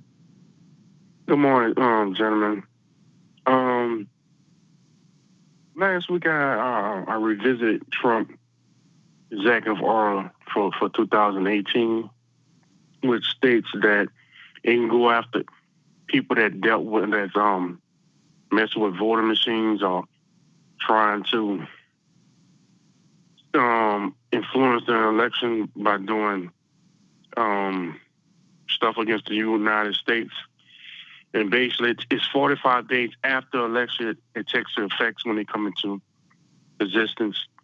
So it'd be about next week, December the 18th, next Friday around this time. So I'm curious. I'm trying to see what's going to happen when that, what's going to happen, if arrests are going to be made or because it involves Homeland Security, DOJ, and other agencies. So I put the link up underneath y'all tweet for today. It's very interesting. It's very interesting, executive order on imposing certain sanctions in the event of foreign interference in the United States. So we'll see by next Friday what will happen. And also, I'd like to say free Julian Assange, supporting Chelsea Manning and Snowden and other people help me out with my case. I'm Tyree Simon. I'm a whistleblower. And, we need a stimulus check, and also we need a better health insurance, Things are really rough out here for people, So, yeah, and also, I also know that that fusion plant, Jamal, I know it's about the year 2025 is going to be completed with the weather modification we're China working on too. So, I know it wasn't completed last week, but I know they're still working on it. What they could do, Tarif, I do agree with you on this one. In the same way that the United States did the Manhattan Project. They brought all of the scientists, they brought all of the resources to bear to make that thing work. It became this kind of national project that the country was going to solve, even though it was kind of in the black. I don't see why China wouldn't have the same resources. I don't see why they wouldn't have the technical acumen at this point. So it's not that I don't think they can do it. If your government basically prioritizes and puts a bunch of resources into doing it, they could. And I have to be honest, that should be the thing. Like, maybe that is what should happen. Maybe that level of competition from the standpoint of the world, where one nation starts to say, all right, we're going to push the envelope in regards to technological development, and we're going to see if you can keep up.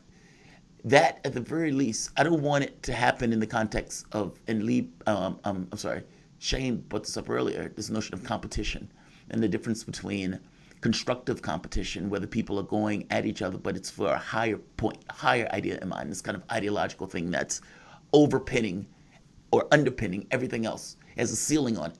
Yes, we're going to be caustic. Yes, we're going to go after each other, but we're doing it only up into the level of government, meaning constructive back and forth. And maybe the argument is there needs to be cooperation instead, but that doesn't seem to be what we're going to get. I would say if in 5 years they can do that, that would be astonishing. And the rest of the world basically has to keep up. I can't see that as a negative. I only see it as a negative if it becomes this kind of competitive thing where military gets involved, where it becomes almost like a war back and forth. Good luck to China, I suppose. I don't have anything else to say about it. Good luck. I hope they do it. In the same way when Russia pushed the missile Sputnik in space, what did the U.S. do? The U.S. responded with the space race. And the energies and the powers of the United States got organized around catching up. Now, yes, this was not about freedom and democracy. This was about militaristic competition and getting an edge in regards to space technology.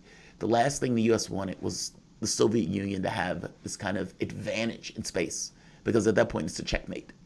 And you get competition. So if China can do it, I would imagine that the other countries around the world are either going to buy the technology from China, or at the very least try to outcompete China on that issue.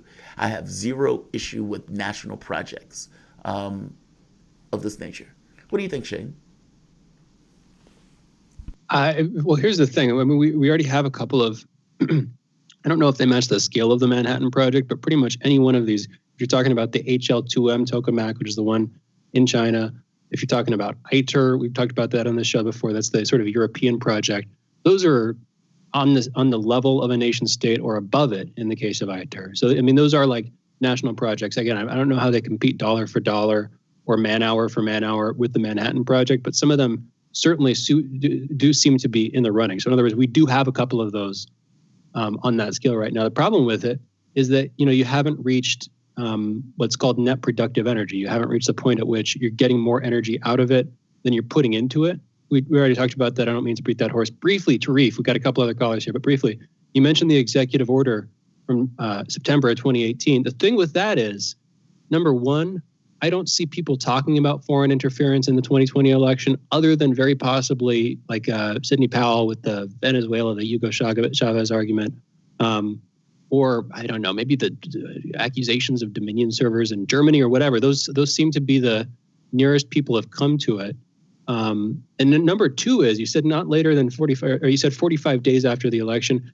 Reading through the executive order, it's not later than 45 days after the conclusion of a United States election. I don't know enough to know exactly when that would be, but I don't know if that's going to be as soon as you're saying it is. In other words, is that 45 days from election day back in early November, or is that 45 days from a couple of days ago, which was the deadline for the states to turn in their electoral college ballot? So in a couple of counts, I don't know when or if that's going to apply, but it's an interesting take. We have a few other callers calling in. First up, let's go to Stedman from Detroit. Stedman, you're on the line. What's going on? Hey, so this is going to be about the election and the election integrity situation. So I'm going to try to keep it kind of general as not to have any issues with your channel. But when you look at the way the media, and I'm talking about from TV, film, actors or whatever, to news, to social media, working really in conjunction with the major political party to essentially establish rules of engagement and political or public discourse, that to me is a sign that there's more going on than meets the eye.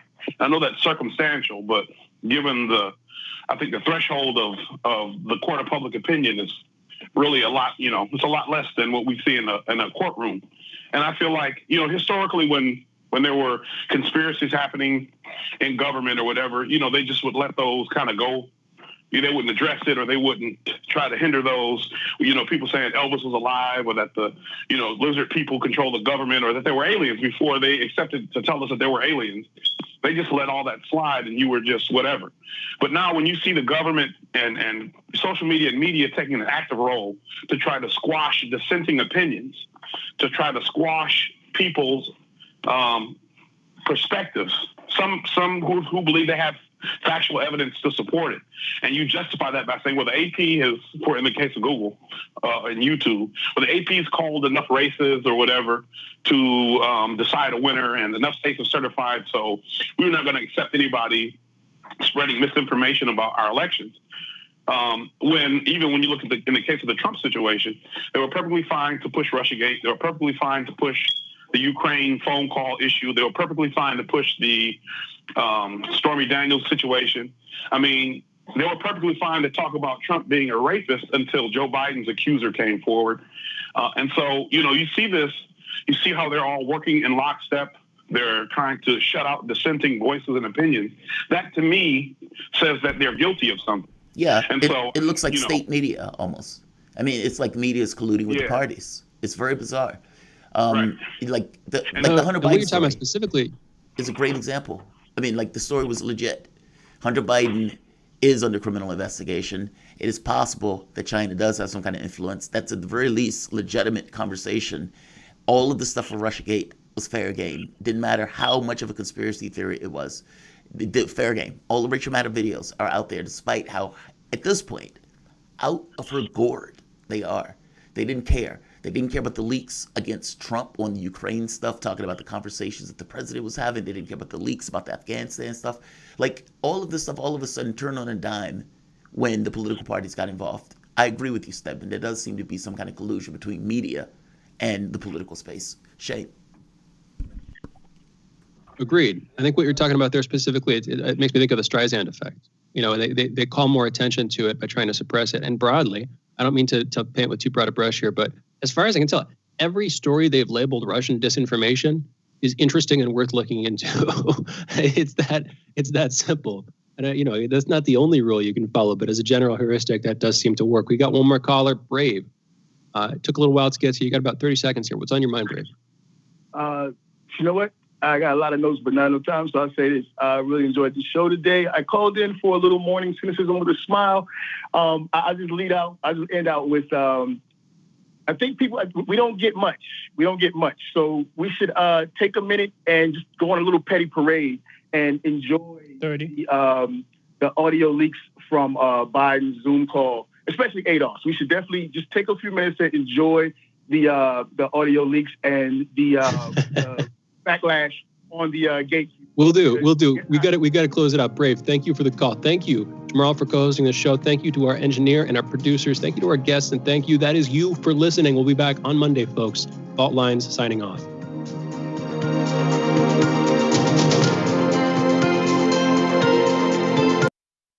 Fault Lines. Another one is in the books with Thomas and Stranahan. That is funny. Yeah, I'm going to get to that.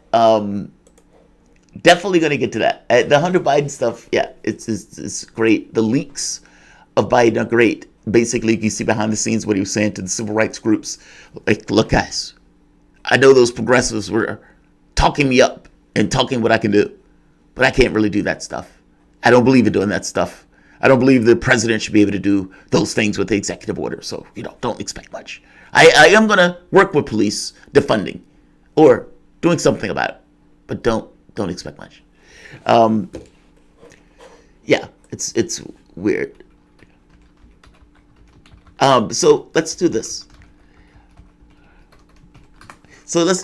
I'm going to be on a little bit later today, so you guys are going to see me floating about. So I'm going to say definitely like, definitely share, and definitely subscribe. Let's see. There is. Let's see. There's one last thing. Give me 1 second.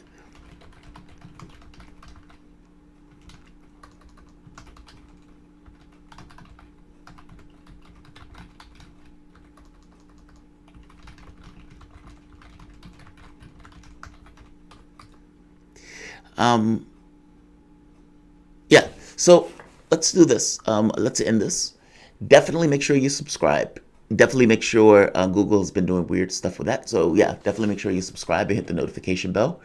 And you will see me later today. So I am going to say like, I'm going to say share, and I am going to say subscribe. I'm also going to read this chat. Pop Reality. Oh, wow, that's weird. I'm seeing it, but I'm not seeing it. Michael Williams, there we are. Joe Jim Crow Biden shouting down black misleadership class on tape doesn't warrant a headline, but disappointing black people have it swept to the side. Yeah, it is. No, that's going to get a headline in my next video, actually. In fact, I have it, Biden making excuses and haven't even taken office yet, is actually what I was writing down for the title for the next show. So yeah, stay tuned, Michael. I am going to talk about that. The civil rights stuff, is it really shocking? It's Joe Biden we're talking about. Lefties were saying you could do this with executive orders. Joe Biden didn't say squat. And if you heard Schumer was screaming for it also because Schumer is trying to win those seats. And Joe Biden is like, yeah, no. And so he doesn't even have sense enough to realize that Schumer is trying to set himself on fire for attention. And Biden is basically squashing all of it. It's really amazing. He doesn't have sense enough to play politics, to lie to the public just until the point where he wins the second seats. And what I mean by that is to show some leg, to basically give Chuck Schumer a little leeway, to make it as if Biden may do this. Well, he basically is not. He sealed that door. And he's talking to people who basically helped him get elected to do so. Meaning the black community is basically who he's talking to right now. And that black community who was instrumental in getting him through the primaries, instrumental in making him or getting to him to win this election. He's basically telling him, yeah, sorry. And he's boiling it down to this kind of police stuff, which is an aspect.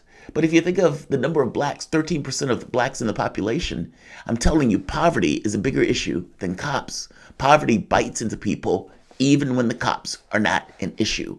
And the cop issue is emboldened, is made worse by poverty. I could show you the areas where we were talking about these police killings. Wisconsin, where Jacob Blake was shot. Do you realize that the majority black populations in that area are basically just prisons or jails or places that are basically dirt poor? Like, we're talking about something that is systemic, something that is all across the United States. And when you're seeing this violence, this over-policing, oftentimes it's in impoverished areas. I'm making the point, if you get rid of the poverty, you get rid of many of the issues that you're having right now with cops. Cops are a secondary issue, maybe even tertiary. The primary is poverty. That's the thing that Democrats don't touch, and that, what I would argue, is the real issue. And fact of the matter is, throwing a black woman at the black community does not, in fact, in any way, deal with that. Just because she's black doesn't necessarily mean her ideology works in line with action that will be in the benefit of that community. Her being black in and of itself, while it may have some kind of theatrical, propagandistic value, in real terms, it doesn't. Like, share, and of course,